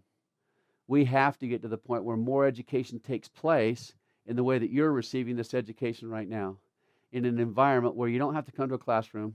You can shut off the professor at any time you want to. You can just say, wait a minute, I got to back up. I got to learn that again. I got to make sure that I got that right. There'll be lots of opportunities to turn these into learning outcomes. We just test ourselves with each learning outcome. And instead of feeling like we have to give A, B, C's, and D's, we just have to make sure that individuals that are taking the classes have been able to master each of those outcomes. I cannot begin to tell you. So let me just give you a couple of ideas as it relates to what can take place in this. How many of you heard of the Khan Academy with Solomon Khan? His actual goal is to provide a free world-class education for anyone, anywhere. If you don't know what's taking place, even on his website and what he's done to turn these learning outcomes into opportunities for people to grow and to learn at their own progress and at their own rate of speed, it's just remarkable. Today, there's at least 5 different states. I think there's actually been a couple of them added to that since then that have made it so that a bachelor's degree in their state by one of their state-owned universities cannot cost more than $10,000. Now, that's not in every single type of bachelor's degree, but can you see what they're doing? Instead of these bachelor's degrees where people go into debt by $60,000, $70,000, they're making it so that somehow you can get the total bachelor's degree for at least the tuition that's associated with it just being $10,000. Here's another TED Talk I'd encourage you to listen to. Sugata Mitra, so M-I-T-R-A. He actually was the winner of one of the TED Talks awards at the end of the year, but he talked about building a school in the cloud. So just type in TED Mitra, and his talk will come up, and you'll watch what's taking place and what kind of things can happen. And is it possible? Are there actual people in higher education that are making this happen? Here's a group, Udacity. This was 5 college professors from the Stanford University. Their goal was to reduce the cost of higher education by 90%. They developed enough sophistication and enough new technology that the state of California has actually funded a project where they've taken 400 students, and they're attempting that process right now to see if they can bring that about. These are technologies that are actually available today. I told you earlier, I talk about one of the greatest steps I've seen came from the LDS Church that created that opportunity to receive online programs. It just came out on February 17th of 2017, where they announced that their goal was to make it so that an hour credit, and these are things that you're not just learning the information, you're actually receiving a degree from a university like the Brigham Young University for taking these courses. They're per credit hour. Instead of, my son right now is applying for a master's degree back east, where they're really excited to tell him that per credit hour it's $700. Here's the LDS Church saying the per credit hour would be $67, and in some countries where it's less affordable, they want to get it down to $10. They want to make it so that students can actually learn online. I will tell you this. Just put this on your calendar. Wait 10 years from now and find out what's happening to higher education in our country. This is a trend that is truly one of the most extraordinary things taking place. And actually the access to education, the access to knowledge, the access to learning will be so much more significant and dramatic than it is today. And I believe people's ability to engage the system, we're learning different ways. We're learning different ways of making it so that people will actually progress through the process. It's not perfected itself yet, but I sincerely see the day where higher education will change quite significantly. So there's education. There's some others, so I just quickly put them up there. Information system, wearable supercomputers, and what's that doing? What's that doing to us? I put that under one gigantic category under 23 compelling trends. They're just the extraordinary advances that are taking place in each of those areas. One that we'll simply refer to as world-class prosperity. Well, what's taking place? There's the 10 innovations in the next 10 years. Here's the wealth of great health that there's a whole class on that you can watch. Wireless prosperity that's taking place in the other type of prosperity. We just know that all of those advances will dramatically impact each of those in ways that you'll see. Those are just the classes that we've taught on those areas that we'll make available to you. One of the things that's a compelling trend is this. Research will show us, if any of you have any kind of a degree or an education base in motivation, you know that once somebody's earned a lot of income or a higher level of income, that they more naturally return to that same level of higher income if it's for whatever reason taken away from them for some reason. Does it make sense? If that's the case, do you understand why I would say then the fact that so many people got used to receiving high incomes prior to that Great Recession would make it so that it substantially increases the probability of them returning to that same level of income and creating the economic enterprise that's necessary to return to that same level of income after the recession is over with. And we've indeed seen that become the case. There have been many people who have reestablished those levels of income and have actually, in some cases, increased them since that point in time. That's a nice, positive, compelling trend that is taking place in the country. We've already talked about this, so we will not belabor it a great deal. But we do know this, that the ability for you to live longer and to live healthier has taken a significant increase, and it is growing exponentially. Here's an article that was written about how get used to living past age 100. Here's the Time Magazine article that we talked about before that said if you can live to 2045, you'll be immortal. Here's, just look at this, longer life in a pill may already be available to you at a local drugstore. If you go to Singularity Hub, that's a great group out in Nevada that's just the minds and the thought that can go into their products. Just know that your ability to live longer might just come in a pill, and these are very respectable people that are talking about that simple possibility. We could actually live a lot longer and a lot healthier. So remember that. Some people say, I don't want to live a long time, but if you knew you could live healthier, wouldn't that be great? Now, when we get to the Wealth of Great Health class, I'm going to show you some of the quotes that even Brigham Young and Joseph Smith gave about how long we'll live in the last days, and you'll see why it can become a very significant part of a well-planned future. Larger inheritances. Now, this is the good news. The good news is that indeed inheritances will become significant. Over the next 10 years, they say that people in Canada will inherit nearly $1 trillion. They say people in America will inherit nearly $41 trillion. But now, I always say that's the good news. The bad news is this that I tell my students, but your parents are going to live a lot longer. In fact, they're going to live so much longer that it might not be worth ever factoring an inheritance into the financial plan that you're creating for yourself. Can't tell you how many times I've had somebody come to me and say, Brother Marsh, I'd like to see if I'm okay financially. And I'll say, great, tell me what your financial assets are. And they say, well, I've got $100,000 here and $200 here, but when my father dies, I'll get $5 million. And I always love at that point in time to simply say, now, is there something about your father's life that makes it inevitably close to his demise, or that somehow he will not live long? Oh, no, I didn't mean it in that way. And I always say, well, is there something kind of morose about planning your father's death into your financial plan? And I don't say that exactly that way, but you can see the point. Whew. So, all right, good inheritances. For those who do have the opportunity to benefit from that, there'll be large inheritances that are passed in the next 10 years. But I always tell my students, don't get used to that thought. In fact, wipe it from your consideration, because there's a chance your parents will live a lot longer, and you're not going to receive that inheritance till a lot further down your life than you ever anticipated before. We talked earlier on about those three legs of the stool. Remember what the three legs of the retirement stool were? The three legs of the retirement stool were your Social Security payments, Social Security, any kind of a pension that you developed where you work, and any kind of money that you can pull out of a 401k. We also shared then that companies are going away from pension plans, and we shared that the contributions to 401k plans have never been lower.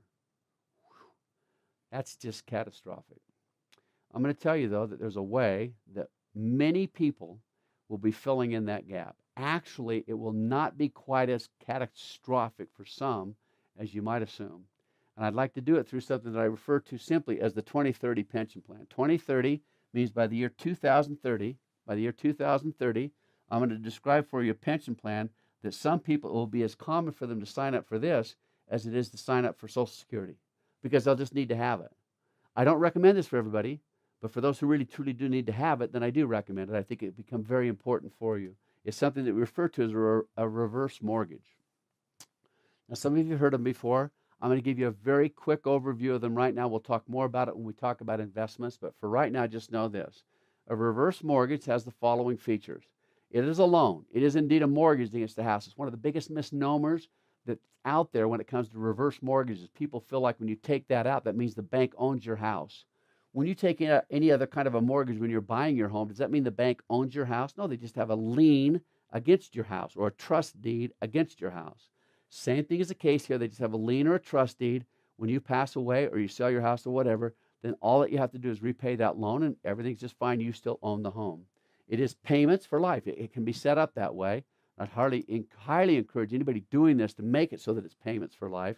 Unfortunately, 62% of all reverse mortgages taken out in America today, people are taking out a lump sum, and guess what they're doing it? They're taking it and investing it in some whack-a-lack investment that some knuckle-headed financial advisor said will so outpace anything that, oh, please don't do that. The federal government's trying to tell everybody the exact same thing. Every consumer group is telling people the exact same thing. Just don't bet your home on some nonsensical investment that unfortunately many people have gotten themselves in a real pickle because of that. So hopefully you'll accept payments for life. Those payments that you receive are completely income tax free because they're treated for tax purposes as borrowed money. They're repaid. You only have to repay this loan at your death, when you sell the home, or when you move out of the home. That's kind of cool. Now think about it. That's kind of important for you to internalize that. When you die, or you sell the home, or you move out of the home, there's a lot of people that are senior citizens living in homes today that they'll live in until they die. And in many cases, 75% of all people that reach age 65 in our country, today that own a home, actually, ever bought a home, now own that home. 75% of them.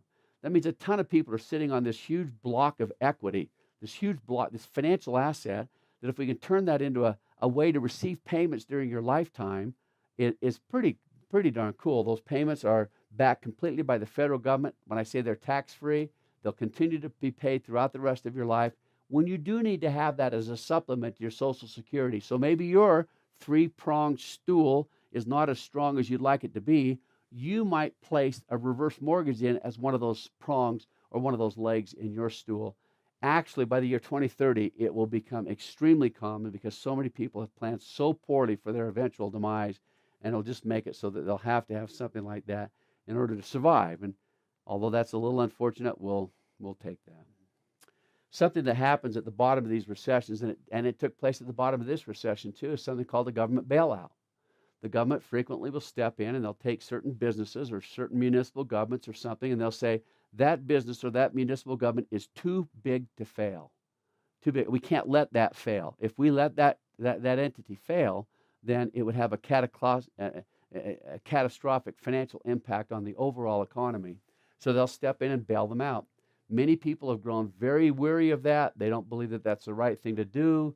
If you asked right now, how many of the bailouts that have ever taken place in the United States history actually became a positive story, I think you'll be refreshed. It will be refreshing for you to know that actually government bailouts have worked quite well. Now, I'm not arguing for them. I don't want you to think that for a second that I'm saying that they should become a standard part of everything that we do. But can you just see that as a compelling trend, that as those have taken place and people became so fearful of all the horrible things that could happen with them, it's actually been a pretty good success. You can validate this by going to ProPublica. It's a journalism for the public interest. They'll first of all give you a history of all the United States government bailouts that have ever taken place. Then they'll actually go back and say, what was the aftermath? Did they really pay it back? Did it become a positive story? And actually, some of you are not going to want to hear this, but actually every single one of them became a positive story, except one. They do say that in the government bailout of 2008, the money they gave to the automakers had never been repaid. There had never been enough of that repaid. And so that was one that did not get repaid. But all the other TARP money and everything else that they gave, I'll just tell you a couple of interesting quotes. Here's Robert Bennett, was a senator from the state of Utah, just recently passed away. But Robert Bennett was when he was back there in the Senate, had a lot to do with the Treasury and a lot to do with the Treasurer, in the United States Senate. And he just said this. He said, AIG, that was American Insurance Group, has come through, finally paying back all of the TARP money it received, plus $17 billion in interest. Here's the key sentence. So he said, if we exclude the money given to the auto industry, remember that's the guys that the guys didn't pay it back, all the TARP money has been paid back, has been a moneymaker for the government. It's a story with a happier ending than even I anticipated. So I now remember, I'm not arguing for bailouts, but I am saying if we're going to look for things that are actual positive outgrowths you need to be aware of, certainly the government bailouts that have taken place deserve to be included on that list. I'm going to cover this next one real quickly, so just see if you can visualize this. Throughout time, there's been all sorts of situations where there's lots of new entrants into our workforce. So we just say this. Whenever we have a workforce assimilation, so new entrants into the workforce, think of how many of them there have been. You know, when we turn from an agrarian society and even to an industrial side, manufacturing, services to income, think about computer displacement. How many of you were alive back in the 1990s when computers were really taking off? And people just projected that within 10 years, there'd be no jobs left, that computers would just do everything. Isn't it amazing that over that period of time, even though computers have obviously just flourished and they've become a much more dynamic part of our life, why is it that our workforce has been able to assimilate that so well? There were a lot of people at the bottom of that 2008 recession that just said this: there's no way we're going to be able, there's the 2008 Great Recession right there, all the immigrants that have come to our country. When there were two-income families, suddenly we decided that two adults in the family making money would be better than one, and there's so many others that entered the workforce. We just thought that would be the death of the workforce. What has taken place since that time? There's 2006. There's what happened to unemployment during that period of time. Look what's happened. Every single trend since then has been downward in unemployment. We've assimilated people, even in the worst of economies. Now, some would argue, and I get the point, that maybe they've not created the kind of jobs that you'd like to see them create. But I'll just say this. People are working.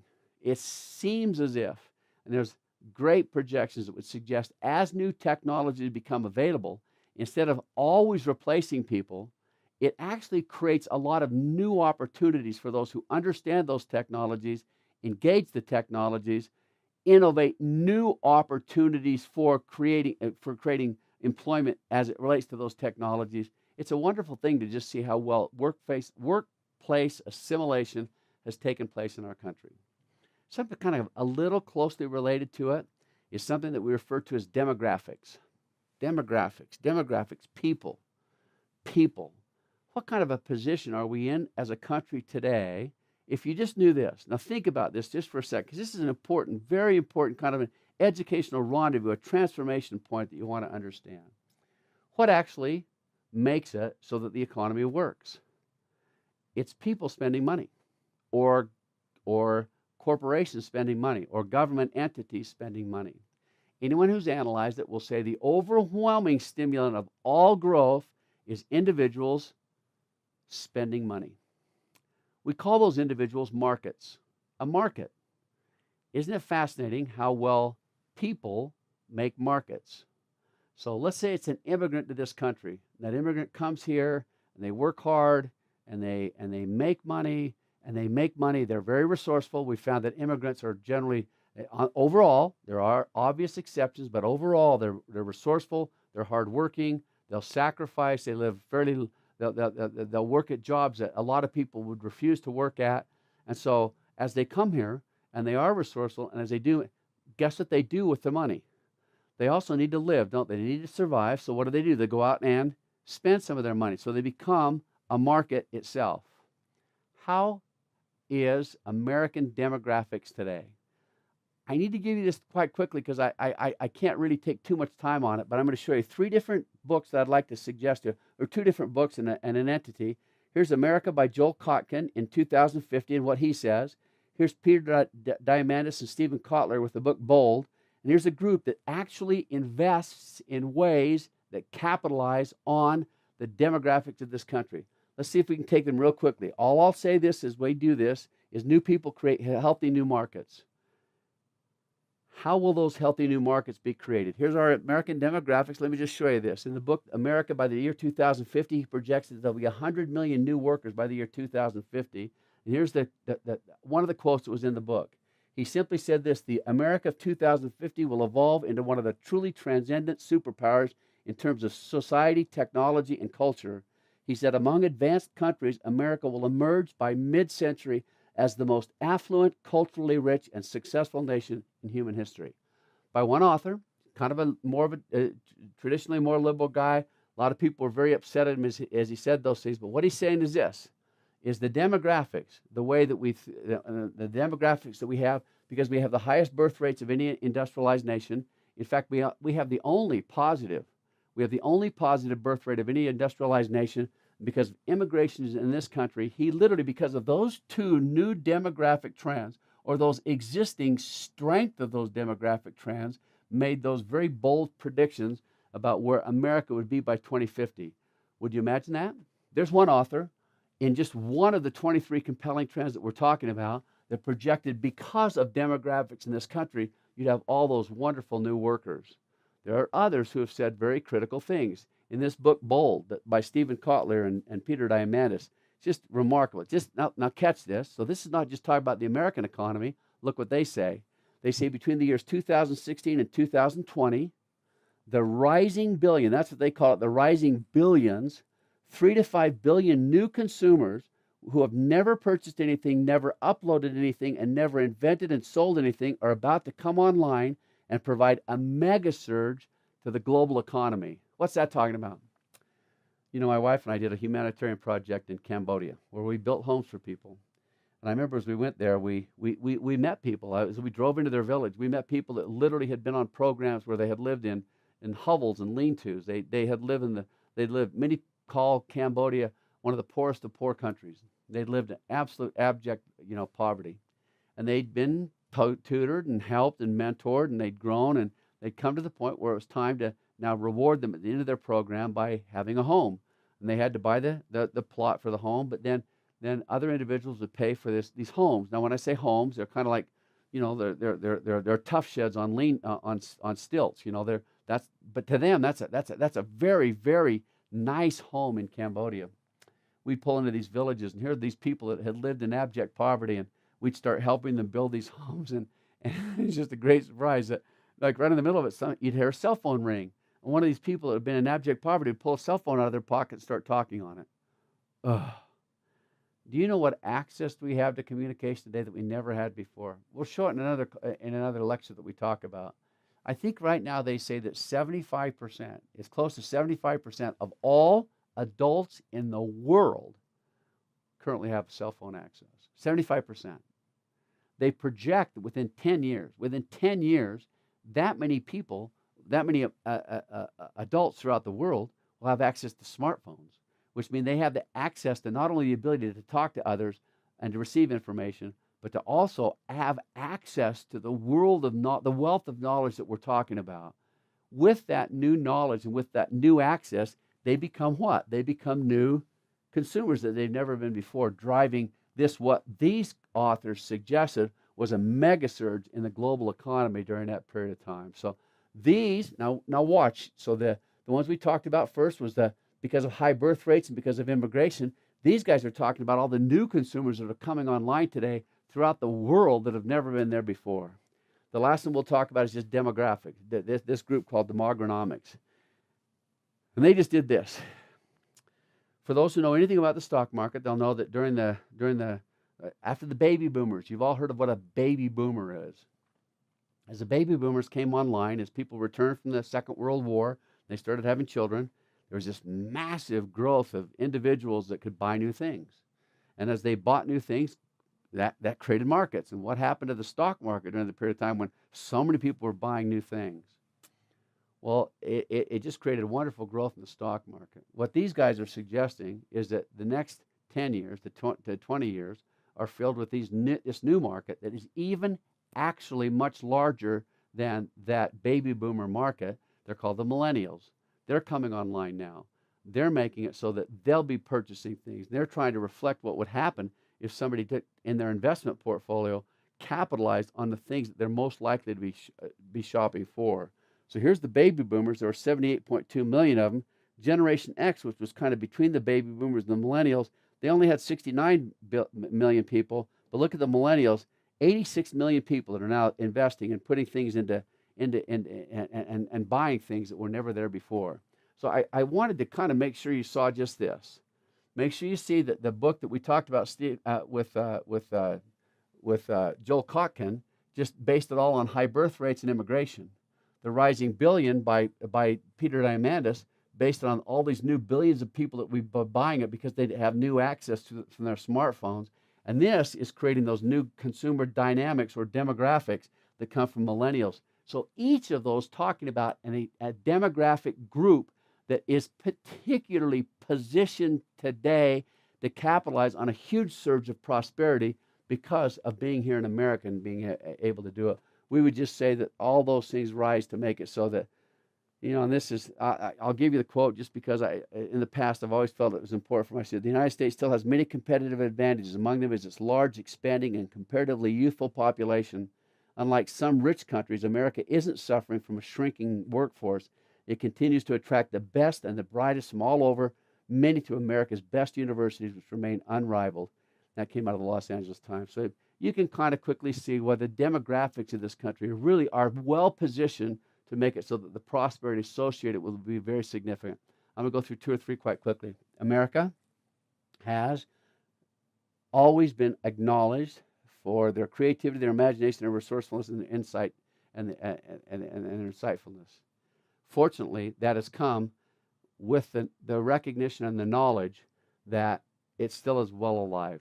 There are many who are writing about it today. I wish I could put some of those up here, but I just felt like it was beyond the scope of our class. It seems as if all those things are alive and well, and they're a very important dynamic of what we'd call our compelling trends.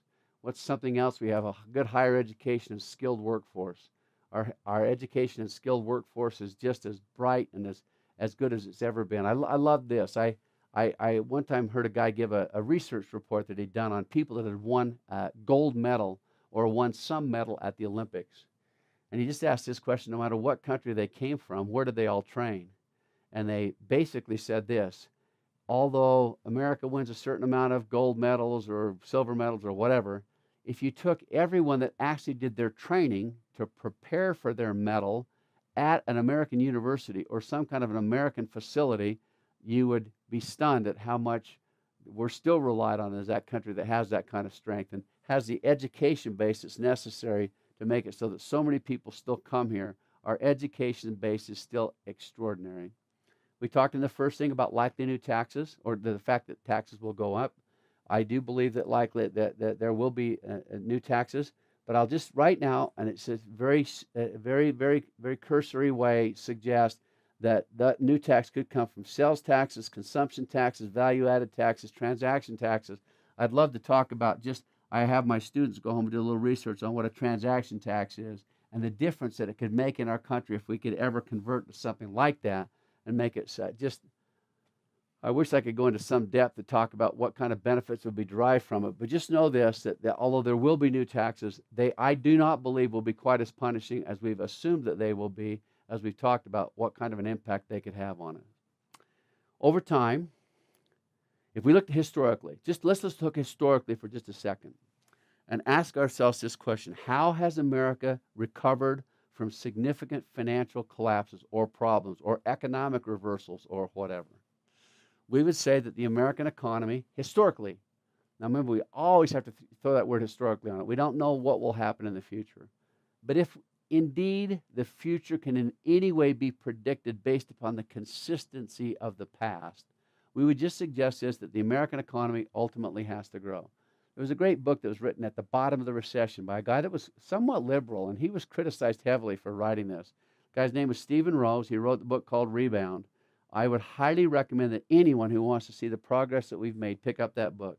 He gave what at the time were seen as some fairly controversial reflections on what he felt like America would do over the next 10 years because we simply had to grow. It seemed to many people at the time to be unbelievable to think that that could take place.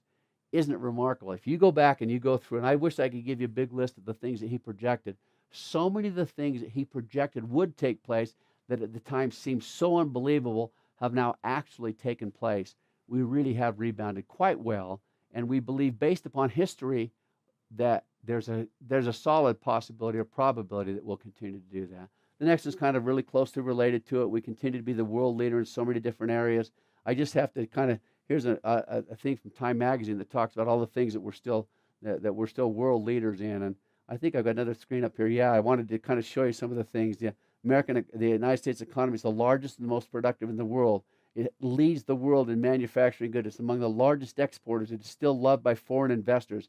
It has top global brands. It is the world leader in technology, the world's best. Do you see what I'm saying? Do you know how long that list could go when it comes? This is the U.S. Trust Bank that created that list.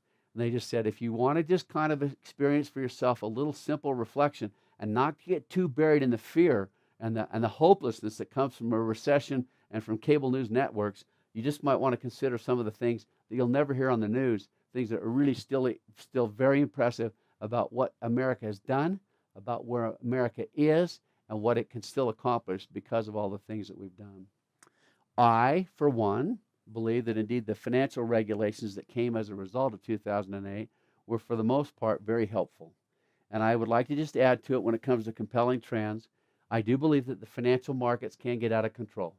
They can become out of perspective. They do need to have some kind of and people will debate endlessly what kind of regulation they actually need. Can we really just truly let them flow and have no regulations at all, or are some regulations necessary? I, for one, believe that the new regulations that came because the passage of all these financial reforms will make us safer at a reasonable cost.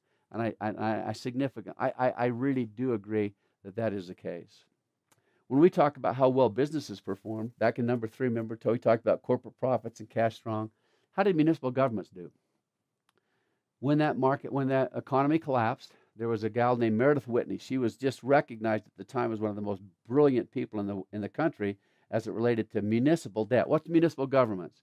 For those of you who don't know, a municipal government is any government in the United States of America that is not the federal government.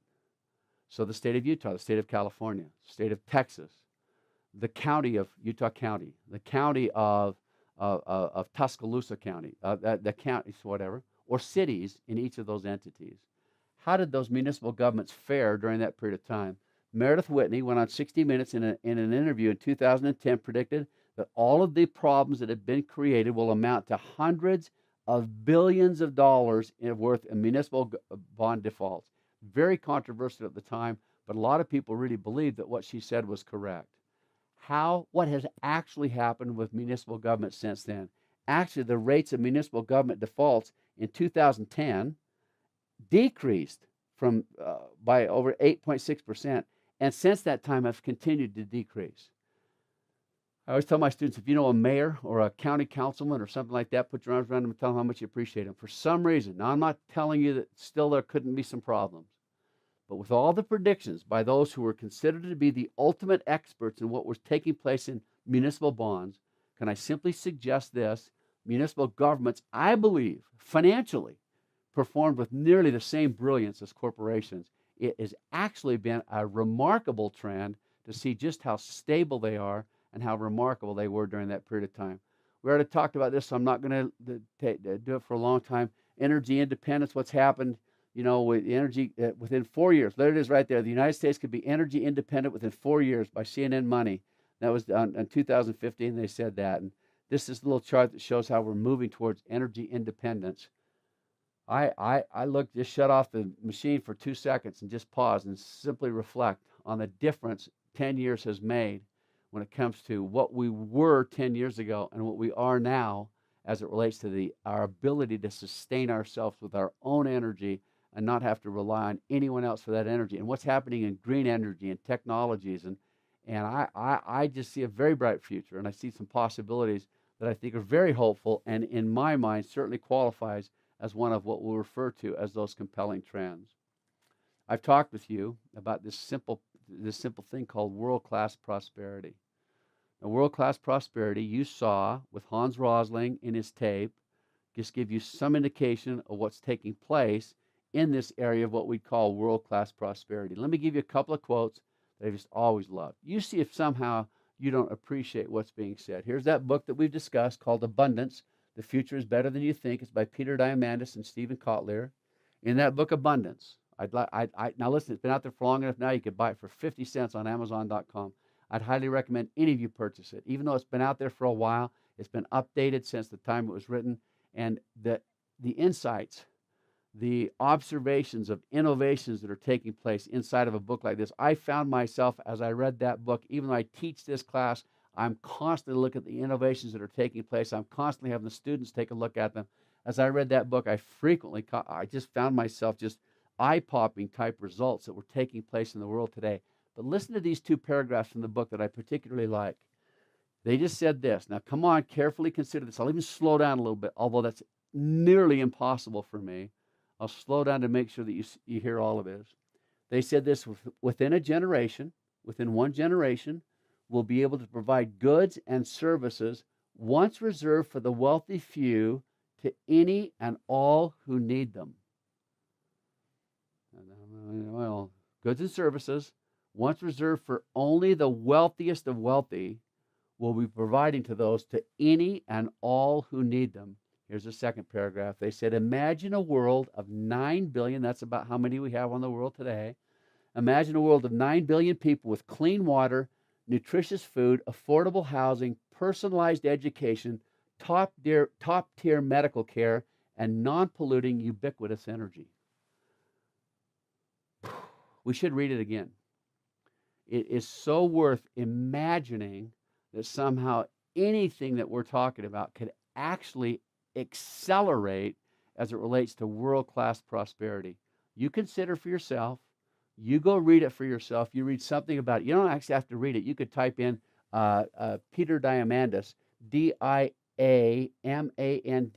You type that into a TED Talk, and he actually gives much of the same kind of information at his TED Talks. I think you'll find that it's nearly breathless to imagine that indeed we could, within one generation, he's calling a generation 15 to 20 years.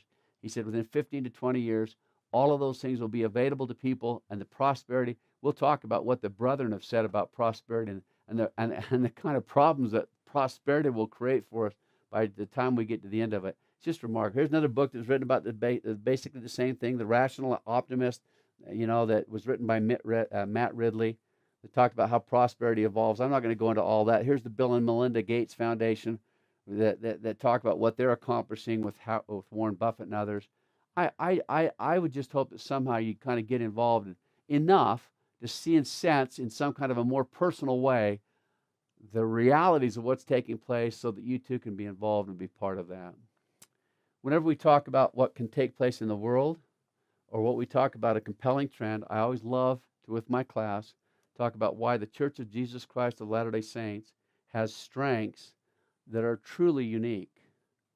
I once wrote a little thing for my sons. It was around Christmas time, and I wanted to show them the 12 gifts of Christmas that maybe the Savior brought to their lives and that were unique and exclusive to the theology that we have. As I did that, I got a little out of control, and I ended up with 58 of them. And I'm not saying that's an exhaustive list. I just say that they're the ones that I came up with. Can I just, from that list, pick off things that might clearly relate to something a little more financial or economic, something that kind of, as we look at what's taking place in the world with world-class prosperity, can we also take a look at what's taking place in a church that truly has strengths that are remarkable, that are exclusive in many instances you don't find other places. Think of the welfare system of the church today and the kind of benefits and the resources that it provides to people to provide them a source of inspiration and a source of financial substance that you simply do not see in other areas. We're a very highly educated group. Per capita, we're probably the most highly educated group in the world. We're multilingual. I love it, BYU. I'll always say to my class, I'll say, okay, I usually have about 300 people in my class there, in my student class, and I'll say, how many of you know a second language, can speak 2 languages? Probably 2/3 of the class raise their hands. Now, where else in the world can you go and have that access to people who actually can begin to communicate in a very prosperous way with the nations of the earth? I just think that's so remarkable. We're a very highly organized group. I love to talk about one thing. I'll tell you about it right now because I think it's important. Ted Koppel, who was a very sophisticated journalist, a very renowned and very honored journalist in our country's history. For those of you who are anything over the age of 40, you probably know the name Ted Koppel very well. He was nevertheless, he was doing a research project on something that he called the catastrophe, the potential catastrophe that was being set up in our electronic grid throughout the country. And he wanted to write a book, and he called he wanted in this book to identify or call out organizations or institutions that he felt like were better prepared.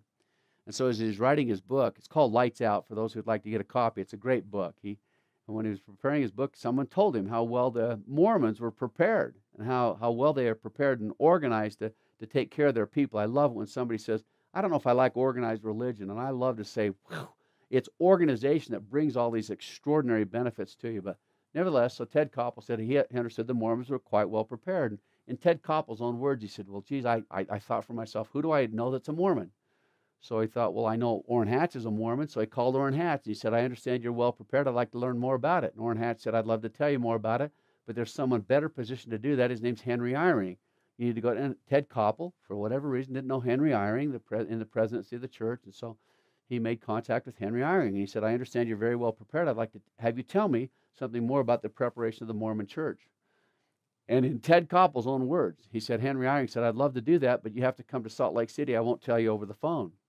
Ted Koppel said, oh, you have to understand something. I got some publishing deadlines. I have to hurry with this. I really would prefer it if we could just do it over the phone. Henry Eyring said, I just won't do it.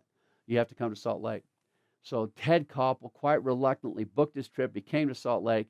When he got here, he looked at Henry Eyring and he said, like President Eyring said, you know, I've got about 3 hours, you know, and Henry Eyring said, I can't tell you. That's not enough time. No, you just got to, you have to understand my publishing debt. Nope, you got to give me more time than that. I will not be able to describe everything to you in that period of time. Trust him, President Eyring, he's so good. Anyway, you know, Ted Koppel reluctantly said, okay, well, where did President Eyring, Elder Eyring take him first? He took him out to the distribution center, that new Bishop storehouse out there. There's probably 5 or 6 football fields full of nothing but resources that are available in the time of crisis or an emergency. He started there. Then it started to take him to the different places that showed just how well prepared we are. Instead of just spending 3 hours in Salt Lake City, Ted Koppel spent 3 days in Salt Lake City. When he wrote his book, he dedicated 3 chapters of the book to the organizational of the LDS Church and said this. He said, no one is better prepared and better organized to care for the needs of their people. Can you imagine that? In a world where we're looking for prosperity, you know, signs of prosperity, signs for our ability to provide for and care for the needs of individuals. Here's Ted Koppel, truly a remarkable man, a remarkable, renowned journalist who stood and took the time, wrote 3 chapters about it, and said they're the most organized entity on the earth when it comes to caring for the needs of their people. Can you see why that's a strength of this theology of this church that's helped so much? We're missionary discipline. We're sick. I have 5 sons that serve missions. We'll soon have a bit of a missionary opportunity for ourselves, and I'm just overwhelmed to think of what it means to have a church that is so well positioned with all the missionaries that they put out in the field and all the training that those missionaries go through. It's remarkable. We're financially strong. The seminary training that take place on a regular basis, our international presence. It just goes without saying that our perpetual education fund. We should add to this now the Pathways of Education Fund. We should add to it a number. I'll tell you another one that came out real recently was just our self-sufficiency course that you can now take. That's part of a program throughout the church to make sure that people really do have the tools for self-sufficiency. Does that, or is that compelling on any level to you when you think of the compelling trends that make our country and make our society, in this case, as members of the church, so rewarding and so well prepared to deal with all those things that could take place in the future? With that, I wanted to share with you a couple of quotes. We're drawing to the end of this. I think it's particularly helpful. We've had some prophetic quotes that I quite like, that have helped us to put things in perspective. Put things in perspective in particular times of difficulty or challenge. For those of you who do still seem to feel like there's just an overwhelming sense of fear, an overwhelming sense of a destruction or gloom or problems, I want you to consider the words of the prophets. We had a wonderful prophet by the name of Howard W. Hunter who spoke at BYU in 1993. Some are not old enough to really remember what was taking place in 1993, but there have been some very significant economic reversals at that point in time. Here's Elder Hunter speaking to a group of students at BYU. And now this is a long quote, so I want to warn you in advance, it's a long quote. And you're not supposed to put long quotes on PowerPoint presentations. But I hope that you, by the time I get to the end of it, will see why I don't know that I could shorten this quote and give it the justice that it needed to. So let's just read it real fast. I'm here tonight. Just remember, this is Howard W. Hunter speaking to the students at the Brigham Young University. I'm here tonight to tell you that despair, doom, and discouragement are not an acceptable view of life for a Latter-day Saint. However high on the charts they are on the hit parade of contemporary news, we must not walk on our lower lip every time a few difficult moments happen to confront us. I'm just a couple of years older than most of you. He was had a great sense of humor. He was probably 95 by the time, and he's talking to this group of students. I'm just a couple of years older than most of you. And in those few extra months, I've seen a bit more of life than you have. I want you to know that there have always been some difficulties in mortal life, and there always will be. But knowing what we know and living as we're supposed to live, there really is no place, no excuse for pessimism and despair. In my lifetime, I've seen 2 world wars. Now, let me just pause. Most watching this have never lived through a world war. You think that times might be tough now. You might think there's fears. You might think that there's destruction taking place. You might think that the negative signs of the times are just overwhelming. Let me just suggest to you this. You go through a world war. You go through the despair that took place when those people had to literally think that the end of time had arrived on their doorstep. There'd be no way to solve the problems. There were too many superpowers. There were too many people that literally had too many conflicting opinions about the way things should be. It was a terrible time. Here's a man who lived through 2 world wars, plus Korea, plus Vietnam, and all that you're currently witnessing. I've worked my way through a depression. He was there, and managed to go to law school while starting a young family at the same time. I've seen stock markets and world economies go crazy.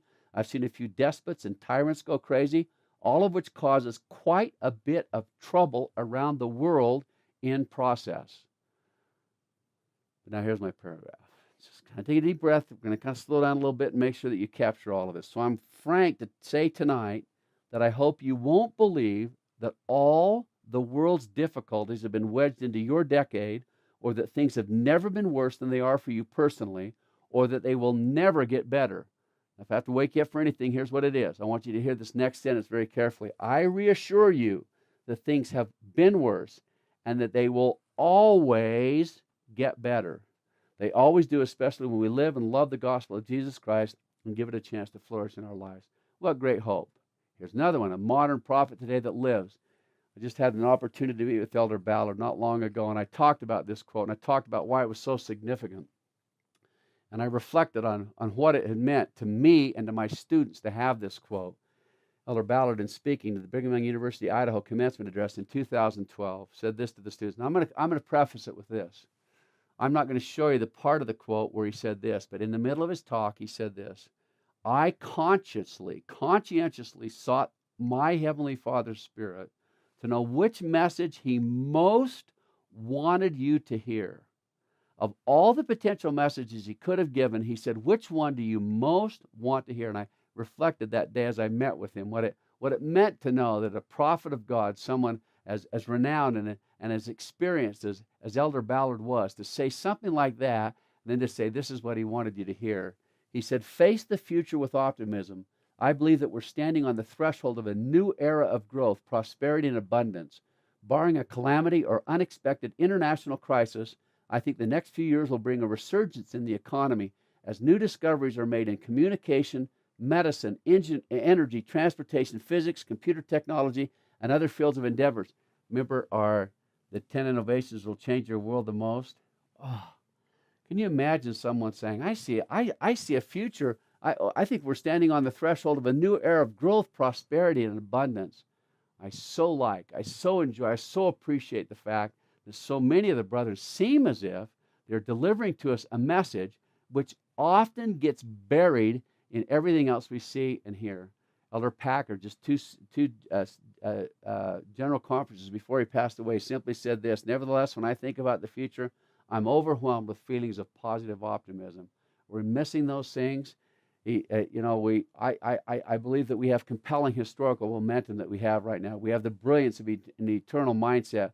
We have a surprisingly prosperous future that we can look forward to if we see it correctly. There's one more that I want to share with you that will actually, this is Elder Holland, and I want you, as you see this, to listen very carefully. I'll try to emphasize when we come back to it what it is that he said and what it is that was so important for him to understand when it is someone looking and saying, what's out there, what can take place, what might take place, how can I view this, and what's my responsibilities, my opportunities as a member of the Church of Jesus Christ of Latter-day Saints to experience some of these tremendous successes that we see. I have just two things to say to any of you who are troubled about the future. I say it lovingly and from my heart. First, we must never in any age or circumstance let fear and the father of fear, Satan himself, divert us from faith and faithful living. There have always been questions about the future. Every young person, every young couple in every era has had to walk by faith into what has always been some uncertainty, starting with Adam and Eve in those first tremulous steps out of the Garden of Eden. But that's all right. That's the plan. It will be okay. Just be faithful. God is in charge. He knows your name. He knows your need. Faith in the Lord Jesus Christ. That is the first principle of the gospel. And it says in President Daly's hymn, commemorating our pioneers of the past, faith in every footstep. But like those pioneers, you do have to keep taking them. One step, and then another, and then the next. That's how tasks are accomplished. That's how goals are achieved. That's how frontiers are conquered. In more divine language, that is how worlds are created. And it's how your world will be created. God expects you to have enough faith and determination, enough trust in Him, to keep moving, keep living, keep rejoicing. In fact, He expects you not simply to face the future, that sounds pretty grim and stoic. He expects you to embrace it and shape it, to love it and rejoice in it and delight in your opportunities. God is anxiously waiting for the chance to answer your prayers and fulfill your dreams, just as He always has. But He can't if you don't pray, and He can't if you don't dream. In short, He can't if you don't believe. So did you hear them all? I just want to summarize a few of them. There have always been questions about the future. That's the plan. Oh. he reflected on it. He said, as Adam and Eve left the Garden of Eden, do you think they had questions about the future? Do you think they might have some trepidation about what would happen to them or what could take place? What was their mindset? What was their motivational source of strength at that point in time? That's the plan. There's always been questions about the future. He said, just take one step and then another and then the next. That is how the worlds are created. Whew. What a great quote. And here's my favorite part of it. I mean, although I love all of it, here's the favorite part: is embrace the future, to shape it, learn to shape it, to love it, and to rejoice in it, to delight in your opportunities. God is anxiously awaiting to answer your prayers and to fulfill your dreams. I will just suggest to you that there's reason to believe in who we are. There's reason to believe that we are indeed children of light. There will be those who are fearful in the last days.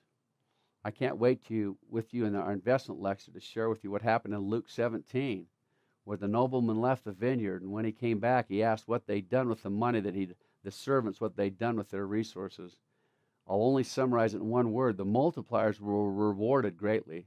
The person who feared and who buried their money or buried the talent had it taken away from him. Imagine the possibility. I just suggest this, that as we see America's financial future, as we say our opportunities, not only as those who are graduating from high schools or universities, but those who are the best and the brightest people that would ever take a course like this, would ever take the time to go through this process. I want you to experience with me as I reflect in gratitude about you and about all the things that you mean to us as you can see things so optimistically. One of the things that Elder Hunter shared in that same talk that we talked about right there was just this. I thought it was so good. He said, many of the prophets of the past saw our day. So if you take of Isaiah and how he saw our day, or you take the prophet Nephi and how he saw, and Lehi, how they saw our day, he said, and each of them, as they saw our day, rejoiced. What would make them so happy? If all the doom, despair, and destruction that people somehow see and sense and seem so impacted by was ultimately the reality that we'll experience, would those prophets be rejoicing? They saw our day and they rejoiced. I love to laugh with the students, and I say, can you imagine Isaiah seeing a smartphone in his vision years and years ago? I'm thinking that people, literally 75% of all adults on the world, will have access to the world's knowledge on a device that they can just look and type in a Google search or in some way try to figure out what it is that they'd like to understand and know more about. Can you imagine that? Can you see why he rejoiced? Can you go through any of those things that we talked about as compelling trends and think of those prophets seeing any of those compelling trends and saying, wow, that's why our Heavenly Father wants to send the best and the brightest, so indeed they can make all those things available to those who, for whatever reason, can only see the doom and despair and destruction. It's my witness that as you see the light, as you see the future, as you allow yourself to become one of those who become captivated by the insights, by the technologies, by the innovations, by the economic cycles that are truly here to bless our lives, indeed you'll become an important part of what I perceive to be a very positive future for everyone. And I share all of that with you in the name of Jesus Christ. Amen.